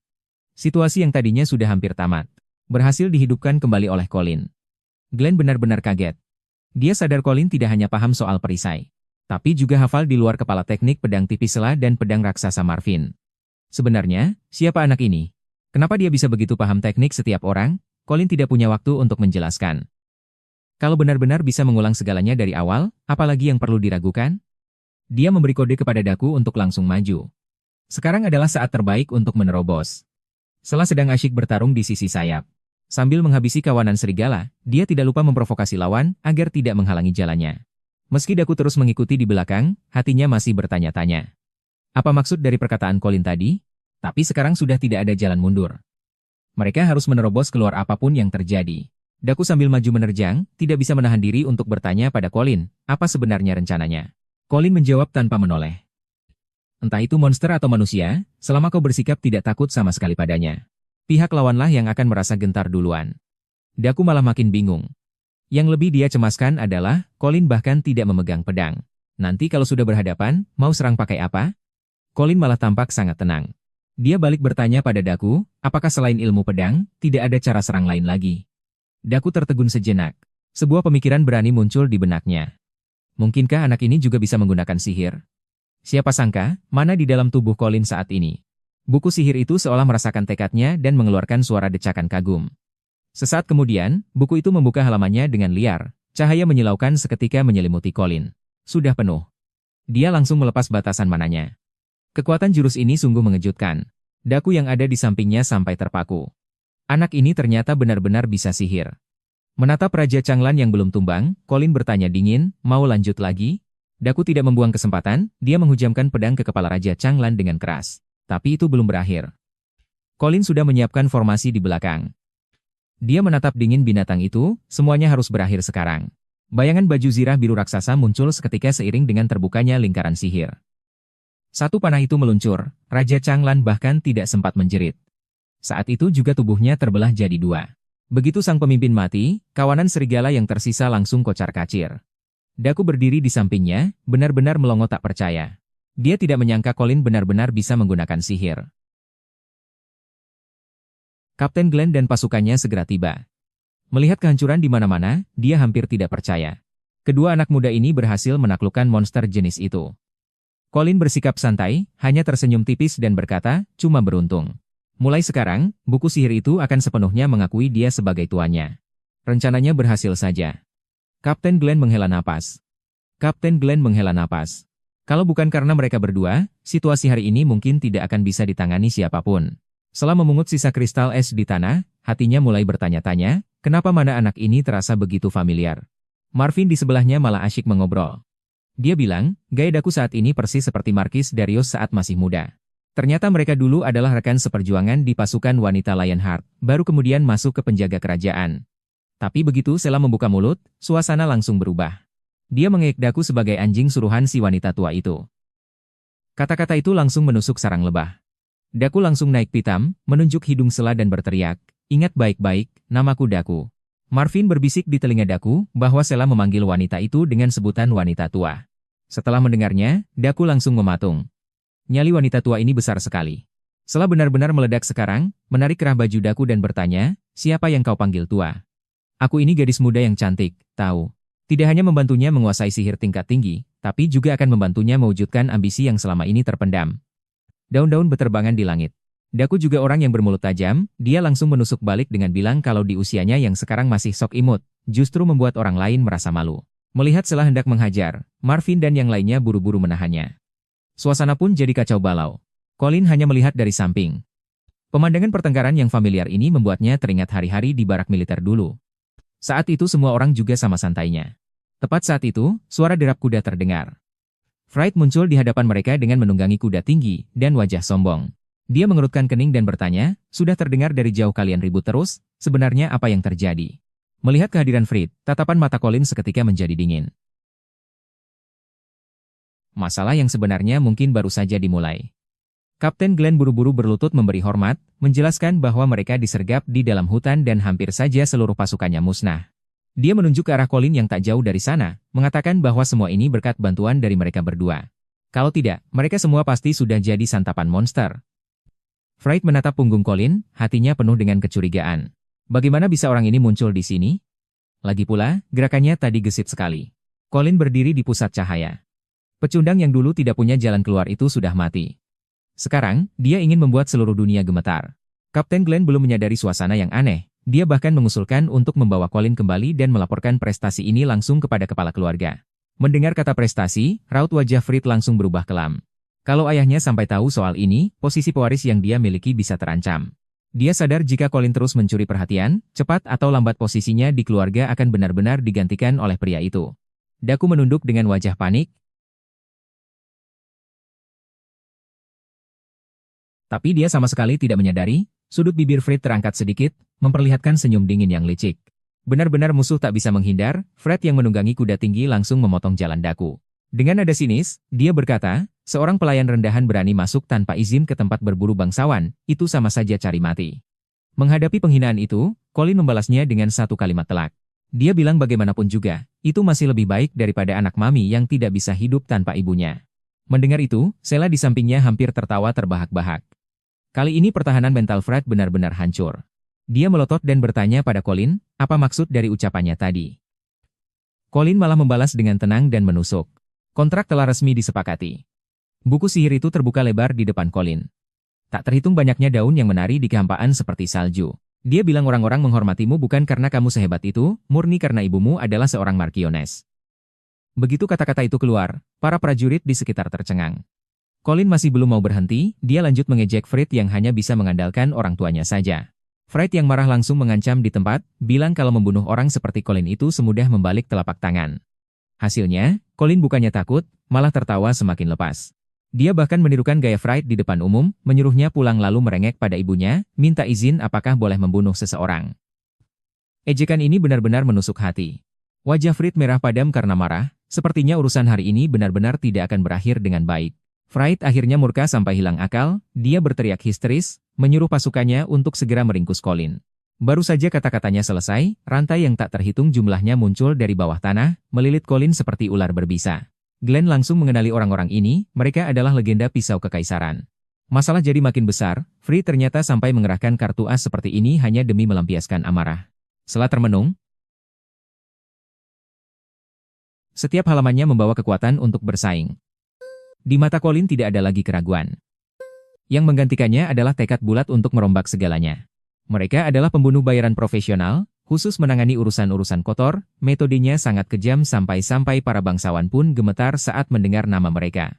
Siapa sangka Katrina sampai mengirim mesin pembunuh seperti ini hanya untuk melindungi anaknya yang manja. Kapten Glenn segera maju untuk menengahi, mengatakan bahwa mereka di sini atas perintah untuk membantu penyelidikan, memohon agar Fright jangan gegabah. Tapi Fright sama sekali tidak peduli, malah bertanya balik dengan dingin kepada Glenn, apa kamu juga mau melawanku? Glenn sampai terdiam 1000 bahasa, suasana seketika menjadi sunyi senyap. Tepat pada saat itu, Colin yang sedari tadi diam akhirnya membuka suara. Dia memberi kode pada Kapten Glenn, memintanya untuk tidak mempedulikan dirinya dan segera kembali untuk melaporkan hasil penyelidikan kepada kepala keluarga. Daku langsung sadar, Colin sengaja memberi mereka jalan keluar supaya mereka bisa selamat. Bagaimanapun juga, dalam situasi sekarang, membantu pihak manapun hanya akan membawa petaka. Glenn menggertakkan gigi lalu membawa pasukannya pergi. Fright mengira dia sudah menang telak, dia berjalan ke depan Colin dan bertanya dengan angkuh, sekarang, apakah kamu akhirnya merasakan keputusasaan itu? Hidupmu sekarang ada di tanganku. Colin langsung menantang, bilang kalau mau bunuh lakukan saja cepat, jangan buang-buang waktu di sini. Inikah akhir dari semuanya? Kisah ini dimulai dari 1 tahun yang lalu, saat iblis tiba-tiba muncul. Suara dari buku sihir itu terdengar lagi. Dia menyebut nama lengkap Colin dan mengeluarkan perintah terakhir, pergilah. Fred tertawa karena sangat marah, dia belum menyadari, monster seperti apa sebenarnya yang sedang dia cari gara-gara. Fred tiba-tiba tersenyum dengan sangat licik. Dia bilang dia punya ide yang sangat brilian, lalu tiba-tiba menghunus pedang panjangnya, dan memanggil nama Daku dengan suara keras. Dia menatap Daku dan berkata satu persatu, buat kesalahan, maka harus membayar harganya. Belum sempat orang-orang bereaksi, Fred langsung melemparkan pedangnya ke kaki Daku. Dia bilang mau memberi Daku kesempatan untuk menebus dosa. Asalkan, Daku mengambil pedang itu, dan membunuh sendiri Colin yang sedang terikat rantai, maka semua yang terjadi hari ini bisa dia maafkan. Ini benar-benar kejam dan menusuk hati. Fred ingin Daku menyerahkan bukti kesetiaan, benar-benar memutus jalan kembalinya. Daku mematung di tempat. Di satu sisi ada kesempatan untuk hidup, di sisi lain ada teman yang sudah sehidup semati dengannya, apa yang akan dia pilih? Kembali ke saat semuanya bermula, baru 1 bulan sejak iblis menginvasi, tempat ini sudah berubah menjadi neraka di dunia. Tunjukkan padaku masa depan yang sepenuhnya berbeda, telinganya penuh dengan teriakan yang liar. Colin terhempas keras ke tanah, harga dirinya yang dulu hancur berkeping-keping saat itu juga, tapi dia masih ingin bangkit, meskipun di tangannya hanya tersisa sebilah pedang yang patah. Dan dia sama sekali tidak berniat untuk menyerah begitu saja. Sang iblis di atas tahta tertawa dingin sambil berkata, inikah yang kalian sebut sebagai penyelamat dunia? Benar-benar menyedihkan, ya. Pemandangan itu menjadi mimpi buruk yang tak akan pernah bisa ia hapus. Taktik bangsa iblis ini benar-benar kejam dan menusuk batin. Dia menunjuk ke arah sekelompok warga sipil yang tak berdaya itu dan berkata, asalkan Colin membunuh temannya sendiri dengan tangannya sendiri, mereka semua akan selamat. Daku ditekan kuat-kuat di tempatnya, tak mampu mengeluarkan sepatah kata pun. Ia hanya bisa menatap Colin dengan pasrah. Mengangkat pedangnya dengan tangan yang gemetar hebat. Iblis itu sedang menanti momen di mana seorang pahlawan hancur sepenuhnya. Tangan Colin tak henti-hentinya gemetar. Ingatan menyakitkan itu membanjir seperti air bah. Orang tuanya meninggal satu persatu, dan mereka berdua jatuh menjadi budak. Di masa-masa paling gelap itu, mereka adalah satu-satunya sandaran bagi satu sama lain. Sekarang, haruskah ia menghancurkan segalanya dengan tangannya sendiri? Daku tahu ia tidak bisa meloloskan diri. Dengan suara tenang, ia berpesan untuk terakhir kalinya. Ia berkata adiknya sudah dikirim ke tempat yang aman, dan bangsa iblis belum bisa menemukannya. Ia berpesan kepada Colin seolah-olah sedang mengobrol biasa. Belum sempat melihat sekeliling dengan jelas, Colin sudah ditarik kembali ke kenyataan. Tempat apa ini? Saat melihat ke depan, ternyata ini adalah arena pertarungan budak yang berdarah. Tolong jaga Erika untukku. Anak itu sejak kecil suka pilih-pilih makanan, jangan terlalu memanjakannya. Kata-kata sehari-hari yang sepele ini terdengar sangat menyayat hati saat ini, karena ini sudah menjadi perpisahan terakhir. Daku mengajukan satu permintaan terakhir. Katakan pada adikku, bahwa kakaknya, sampai saat terakhir pun, adalah seorang satria yang teguh. Suara Colin merendah, hanya ia sendiri yang bisa mendengarnya. Maafkan aku, Daku. Tangan Daku yang memegang pedang gemetar hebat, ia sama sekali tidak sanggup melakukannya, bagaimanapun juga, pria di depannya ini baru saja menyelamatkan nyawanya. Fred berteriak lantang, mendesak Daku kenapa masih ragu. Daku mengertakkan gigi dan membantah, kalau bukan karena Colin. Semua orang sudah lama mati. Ia tidak mungkin bisa membunuh penyelamatnya sendiri. Fred tertawa sinis mendengarnya. Dia sangat tahu di mana titik lemah Daku. Ia langsung membawa-bawa nama adik Daku, Erika. Ia bilang kalau Erika tahu kakaknya meninggalkan dirinya demi orang asing, itu pasti akan jadi pemandangan yang menarik. Fred bahkan mengisyaratkan bahwa ia sudah tahu di mana keberadaan Erika. Jika Daku berani berkata tidak, akibatnya tak terbayangkan. Entah bagaimana dia sudah memegang pedang dan perisai. Dan orang yang berdiri di depannya adalah monster yang dijuluki si penjagal. Seketika Daku benar-benar panik. Di satu sisi ada penyelamat nyawanya, di sisi lain ada adik kandungnya sendiri. Ia telah terpojok ke tepi jurang. Taktik Fred ini benar-benar kejam dan menghancurkan mental. Ia menatap Daku dan berkata satu persatu, kau pikir bagaimana kau bisa mendapatkan pedang itu? Itu hasil adikmu berhemat, bahkan sampai pingsan di jalanan demi membelinya untukmu. Mendengar adiknya menderita seperti itu demi dirinya, Daku tertegun. Ia tak pernah menyangka, impiannya selama ini dibangun di atas penderitaan adiknya. Fred melihat kesempatan itu dan memberikan serangan paling mematikan. Ia berkata, karena kau berniat menjadi pengkhianat, maka aku juga tidak punya alasan lagi untuk menjaga gadis kecil itu. Kalimat itu menjadi pukulan terakhir yang menghancurkan segalanya. Daku benar-benar hancur. Ia membuang harga dirinya, berlutut di depan kuda, dan memohon agar Fred menyelamatkan adiknya. Fred tertawa dingin karena rencananya berhasil. Ia memutar kudanya dan berkata dengan enteng. Kalau kau mau menyelamatkan adikmu, bunuh dia. Tak ada waktu untuk berpikir, palu besar lawan sudah menghantam ke arahnya dengan niat membunuh. Tak seorang pun menyangka, di ambang kematian, Colin malah tertawa terbahak-bahak. Ia tertawa dengan lepas. Ia bahkan mengejek Daku bahwa dia tidak lebih baik dari anjing liar, dan berkata pengecut sepertinya tidak akan bisa membunuhnya. Fright merasa ngeri melihat tawa itu, dan bertanya dengan wajah dingin, apa sebenarnya yang kau tertawakan? Colin menghentikan tawanya dan langsung mengajukan saran gila. Daripada melihat Daku ragu-ragu di sini, lebih baik mereka berdua melakukan duel hidup dan mati. Bahkan Fright pun terkejut, sama sekali tidak bisa menebak apa yang sedang direncanakan Colin. Ia menatap Colin cukup lama, mengira bocah ini pasti sedang menggertak dan mencoba mengulur waktu. Fright memasang senyum kejam, kalau kau mau main-main, baiklah, aku turuti. Ia memberi isyarat agar para penjaga mundur. Pertunjukan sampingan yang mempertaruhkan nyawa ini pun resmi dimulai. Seiring dengan suara rantai yang jatuh ke tanah, Colin akhirnya kembali bebas. Ia berdiri di lapangan terbuka, menunggu duel yang tak terelakkan ini. Daku menatap penyelamatnya, suaranya gemetar. Ia masih tidak percaya bahwa mereka berdua benar-benar harus saling membunuh. Menahan hantaman palu si penjagal secara langsung, Colin ternyata masih berdiri. Tepat pada saat itu, Fright mulai mengompori lagi dari samping. Ia sengaja menyebut-nyebut adik kesayangan Daku dengan nada menyindir, memberikan ancaman sekali lagi. Daku benar-benar nekat, ia mengeluarkan raungan keras. Demi melindungi adiknya agar tidak terluka, ia tidak punya pilihan selain menghunuskan pedang ke arah Colin. Serangan Colin begitu cepat sampai tak terlihat, Daku hanya bisa menahannya dengan susah payah. Namun ini baru permulaan, Daku terkejut dalam hati. Bagaimana bisa secepat ini? Sebelum ia sempat bereaksi, serangan Colin berikutnya sudah menutup semua jalur pelariannya. Situasi jadi benar-benar gawat. Colin sampai nekat mempertaruhkan nyawanya. Daku benar-benar tidak habis pikir, kenapa keadaan bisa jadi kacau begini. Colin berbisik pelan, maafkan aku, tapi aku juga tidak mau mati. Daku meraung marah, lalu melancarkan serangan balasan yang paling mematikan. Karena tidak ada yang mau mengalah, maka satu-satunya jalan adalah bertarung sampai mati di sini. Colin mengangkat 3 jari, lalu menantang di depan semua orang, dalam 3 jurus pertarungan ini akan berakhir. Sontak seluruh arena gempar. Viscount yang berada di tribun tampak sangat puas dengan pertunjukan ini. Daku jelas terpancing emosinya, penghinaan terang-terangan ini benar-benar tidak bisa ia terima. Dia berteriak membalas, tidak perlu 3 jurus, dalam 3 detik aku bisa menghabisimu. Kedua belah pihak sama-sama keras kepala, suasana jadi makin panas dan mencekam. Fright menonton dari jauh dengan tatapan dingin, melihat kekacauan ini, ia mendengus meremehkan. Pertarungan yang sesungguhnya akan segera terjawab. Tebasan pedang Colin terasa tak terbendung, Daku menggertakkan gigi menahan beban itu. Senjata mereka beradu, tidak ada satupun yang mau mundur selangkah pun. Tepat saat kebuntuan itu terjadi, Colin tiba-tiba bicara, aku tidak akan pernah meninggalkan teman-temanku. Begitu kalimat itu terucap, udara seakan membeku. Daku jelas terganggu fokusnya, tepat di detik dia kehilangan konsentrasi, penjaga kerangka di kejauhan juga merasakan ada yang tidak beres. Colin tidak menyia-nyiakan kesempatan itu, tubuhnya melesat, dan langsung berpindah ke belakang Daku. Situasi berbalik dalam sekejap, tidak ada yang menyangka, Colin ternyata menyembunyikan kekuatan sebesar itu di dalam tubuhnya. Ledakan, kekuatannya benar-benar menghancurkan segalanya di sekitar. Drama yang nyaris mati seperti ini adalah yang paling bisa membakar semangat penonton. Fright yang ada di kejauhan pun panik, kuda tunggangannya ketakutan dan lari tak terkendali.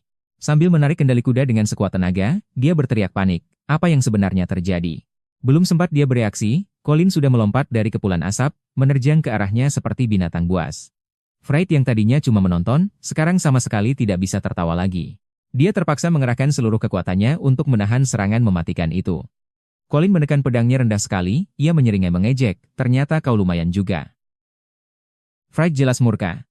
Sambil berteriak jangan meremehkanku, dia gila-gilaan memicu sihir petir di dalam tubuhnya.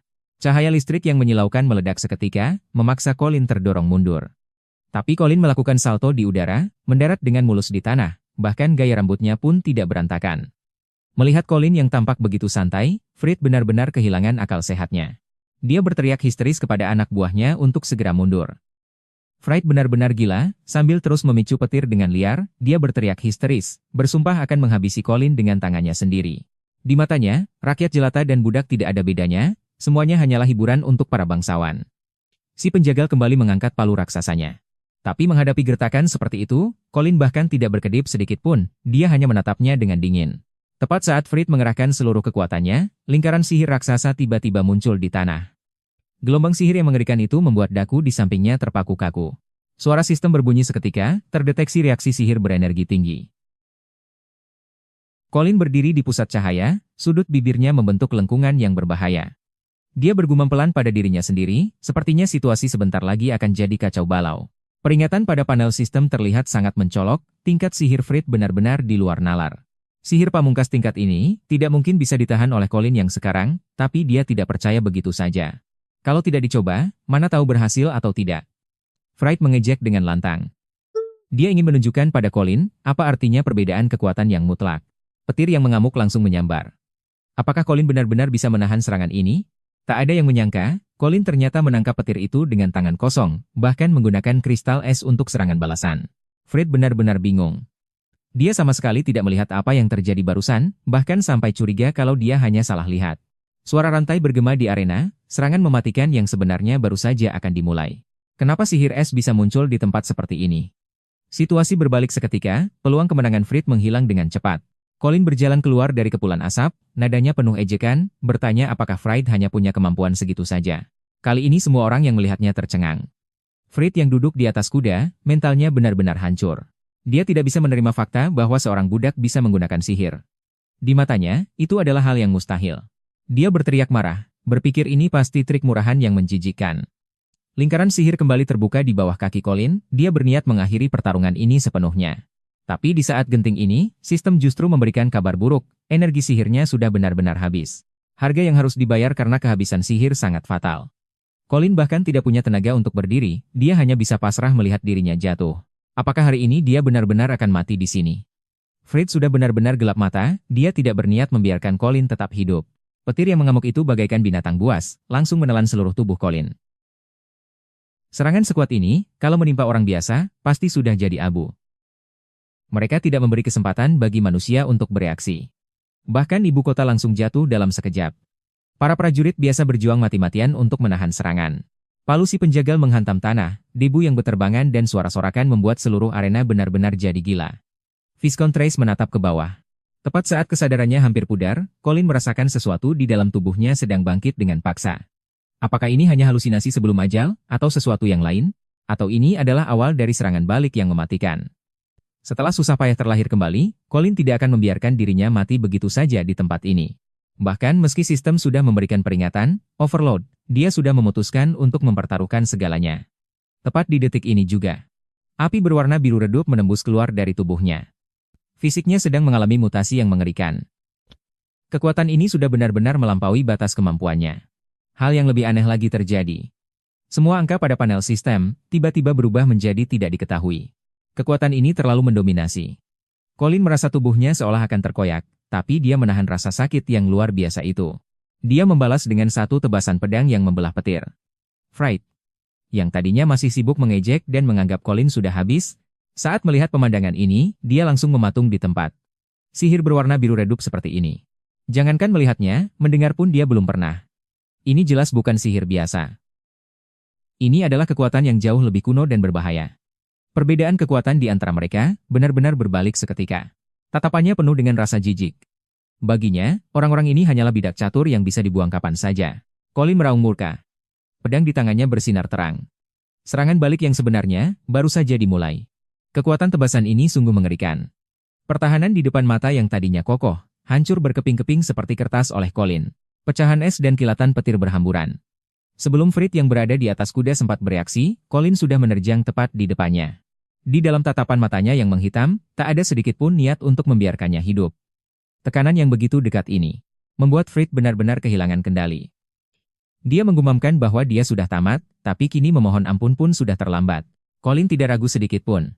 Pedang di tangannya menyambar dengan kilatan dingin, menembus semua garis pertahanan. Diiringi teriakan kesakitan, darah menyembur di udara. Bangsawan yang angkuh ini, sekarang benar-benar sudah habis. Fright terpaksa mundur berkali-kali sambil terus mengumpat. Kekuatan api biru itu memang di luar nalar. Colin sekarang hanya bertahan dengan sisa kekuatannya. Meski terlihat gahar, orang yang jeli pasti tahu kalau dia sudah mencapai batasnya. Di tribun tinggi, Marquess Darius mengawasi segalanya. Situasi di depan matanya persis seperti yang dia bayangkan sebelumnya. Fright menyeringai, ini adalah kesempatan emas. Dia segera mengumpulkan seluruh sihirnya, bersiap memberikan serangan penghabisan pada Colin. Kilatan petir meledak di langit, seolah ingin menelan Colin sepenuhnya. Siapa sangka, Colin justru menerjang masuk menembus badai petir itu. Tebasan ini adalah taruhan segalanya, hidup atau mati. Fright benar-benar panik. Dia tak menyangka lawannya masih memiliki daya ledak sebesar itu. Dengan suara dentuman yang keras, Fright terpukul mundur secara telak, tubuhnya terhempas jauh dan jatuh menghantam tanah dengan keras. Saat Colin hendak memberikan serangan pemungkas, sesosok tubuh tinggi besar tiba-tiba menghalangi keduanya. Marquis Darius dengan dingin menyatakan bahwa lelucon ini sampai di sini saja. Ini adalah tempat berburu, bukan arena untuk pertarungan pribadi kalian. Kalau mau berkelahi, tunggu sampai kembali nanti. Menghadapi kewibawaan ayahnya, Fred meski sangat tidak rela, sekarang hanya bisa patuh. Colin menatap Marquis Darius di depannya, saraf-saraf yang menegang akhirnya melonggar juga. Sang Algojo kembali mencengkram senjatanya dengan erat, pertunjukan ini baru saja memasuki puncak ketegangan. Sihir di tubuhnya pun memudar, dia langsung ambruk ke tanah. Pertarungan ini telah menguras seluruh tenaganya. Sekarang dia hanya ingin tidur nyenyak. Saat dia membuka mata lagi, ternyata sudah beberapa hari berlalu. Menatap langit-langit yang asing, dia sempat bingung di mana dirinya berada. Mimpi-mimpinya dipenuhi bayangan saat dia berubah menjadi monster tadi. Dia buru-buru melihat kedua tangannya. Syukurlah, semuanya sudah kembali normal. Belum sempat dia bernapas lega, tiba-tiba muncul bayangan hitam di sisi tempat tidur. Penampilan Daku yang seperti orang setengah mati itu, hampir saja membuat Colin jantungan. Daku menyapa dengan lemas, bilang akhirnya dia sadar juga. Demi merawat Colin yang pingsan, pria ini terlihat jelas sangat kurang tidur. Ternyata, setelah pertempuran hari itu berakhir, Kapten Glenn lah yang menggendongnya kembali. Suasana saat itu sangat kacau, semua orang mengira dia tidak akan selamat. Daku mengenang sambil menghela napas, demi menyelamatkan nyawa kecil Colin, mereka semua hampir saja mempertaruhkan nyawa mereka sendiri. Colin menggerakkan otot-ototnya, merasa tubuhnya sudah pulih sepenuhnya. Dia berencana pergi berterima kasih pada orang-orang yang menyelamatkannya, sekaligus mencari makanan untuk mengisi perut. Si Algojo tak pernah menyangka, ayunan palu mautnya bisa ditangkis semudah itu. Dan Colin di depannya ini, bukan lagi budak yang bisa disembelih begitu saja. Sebelum pergi, dia secara tak terduga berbalik dan mengucapkan terima kasih pada Daku. Hal ini membuat Daku bengong, dia tidak menyangka orang ini bisa bicara seperti manusia normal.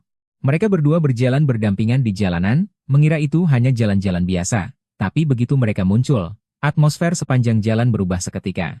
Orang-orang yang lewat menunjuk ke arah Colin, wajah mereka seolah melihat hantu.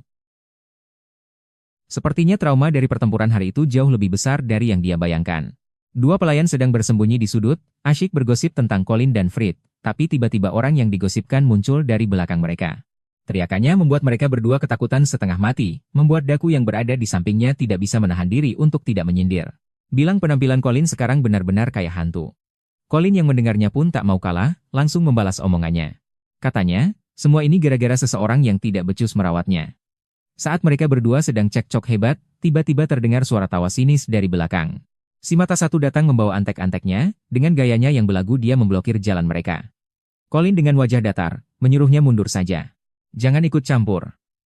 Teriak si mata satu sambil menggertakkan gigi. Dia memang datang khusus untuk mencari Colin demi menuntaskan dendam lama mereka.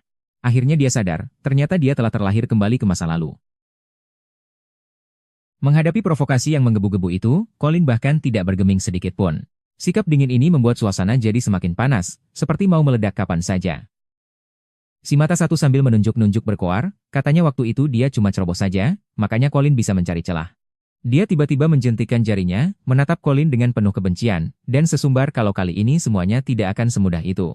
Melihat gayanya, jelas sekali kalau dia sudah punya rencana, pertarungan sengit sepertinya tak terelakkan. Si mata satu masih saja sesumbar, dia merasa karena kali ini dia membawa banyak orang, dia pasti bisa membalas dendamnya. Begitu dia menjentikkan jarinya, dia mengira para penjaga akan langsung menyerbu, tapi kejadian memalukan pun terjadi.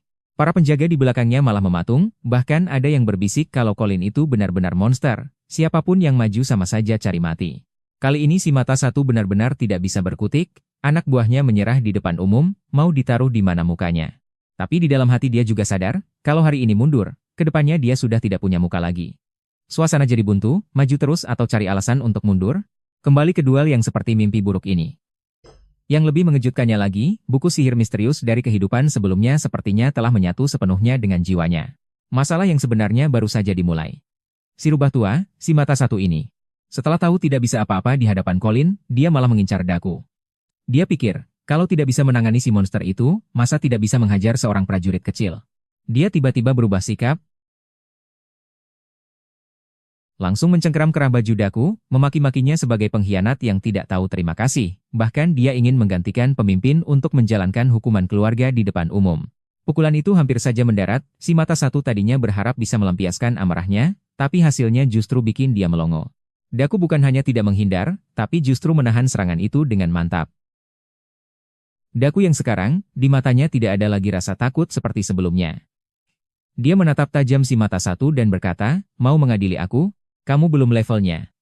Si mata satu kali ini benar-benar kena batunya, dia kaget sampai gemetar, satu gerakan langsung membuatnya mundur. Dia tidak menyangka sama sekali, bawahan yang biasanya penurut ini, benar-benar berani melawannya. Tepat saat si tua bangka ini sedang marah-marah, sosok yang sebenarnya hebat pun muncul. Karena kekuatannya masih ada, maka akhir dari kehidupan ini harus diubah total. Kapten Glenn datang bersama ksatria elitnya, berjalan mendekat sambil mengeluh kalau pagi-pagi sudah ribut sekali. Begitu si mata satu melihat bala bantuannya datang, perubahan ekspresinya lebih cepat daripada membalik telapak tangan. Tadi wajahnya gerang sekali, sekarang langsung memelas, benar-benar wajah seorang pengecut. Dia menunjuk Daku dan Colin, lalu memutarbalikkan fakta di depan umum, bilang kalau dia hanya sedang mendisiplinkan budak yang tidak patuh. Yang hitam dibilangnya putih, situasi mendadak jadi menguntungkannya. Si mata satu, si orang tua ini, masih mau pamer jabatan untuk menekan orang. Dia mencengkeram kerah Colin, baru saja mau memaki-maki, tiba-tiba kejadian tak terduga terjadi, Marvin tiba-tiba muncul. Dia melayangkan satu tamparan keras. Langsung membuat si mata satu terpental. Kekuatannya benar-benar tidak main-main. Semua orang yang melihat sampai melongo. Marvin dan Sarah di sana merayakan kemenangan taruhan mereka. Mereka bahkan menertawakan si mata satu, apa dia lagi akting. Si mata satu yang dipukul sampai bingung sendiri. Dia masih mau menggunakan aturan untuk menekan orang. Tapi Sarah sama sekali tidak peduli. Langsung maju dan mencekik lehernya. Menekan si tua bangka itu sampai tidak bisa berkutik. Menggunakan momentum dari palu raksasa itu, Colin melompat ke udara. Aura membunuh yang terpancar dari matanya membuat suhu di arena seketika turun drastis hingga membeku. Sarah menyeringai dan memperingatkannya. Siapa yang peduli dengan aturan basi itu, kalau berani bicara satu kata lagi. Matanya yang satu lagi pun akan hilang. Si mata satu benar-benar sudah kena batunya. Sandiwara ini akhirnya berakhir. Colin dengan tenang mengumumkan. Permainan ini lagi-lagi dimenangkan olehnya. Mereka semua pun akhirnya mencari tempat untuk minum-minum sepuasnya. Daku merasa sangat berterima kasih. Katanya tadinya mau membalas budi, malah jadi berhutang budi lagi pada Colin. Sarah, si kakak ini, lebih belak-belakan lagi. Sambil minum dia mengoceh. Katanya hasil ini benar-benar sempurna. Dia memang sudah lama tidak suka dengan ajudan itu. Akhirnya bisa balas dendam juga. Daku baru saja mau bertanya. Apa masalah Sarah dengan ajudan itu sebenarnya? Tapi wajah Sarah langsung berubah, bikin Daku ketakutan dan langsung tutup mulut minta maaf. Sepertinya masa lalu itu memang menyimpan rahasia menarik. Saat mereka sedang asyik minum, Kapten Glenn tiba-tiba berdeham. Ekspresinya jadi sangat serius. Dia bilang ada urusan penting yang harus dibicarakan dengan Colin dan kawan-kawan. Kapten Glenn kali ini serius.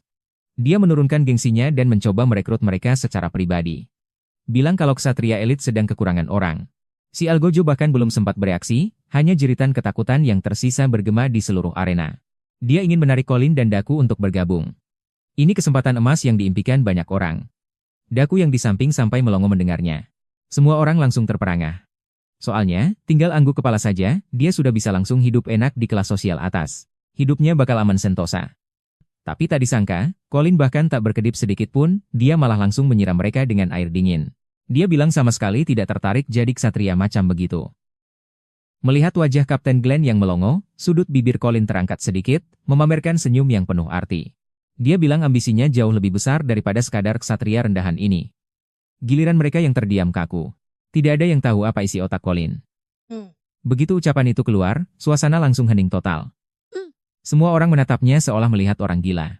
Marvin yang sedang mabuk langsung melompat tak terima dan menyuruhnya berhenti bermimpi. Baginya, teknik yang dipakai Colin tadi sama sekali bukan ilmu pedang, melainkan murni pakai trik sihir. Gawat nih. Sarah pun menuduh di depan umum bahwa Colin bisa menang lawan Raja Azure karena pakai sihir curang.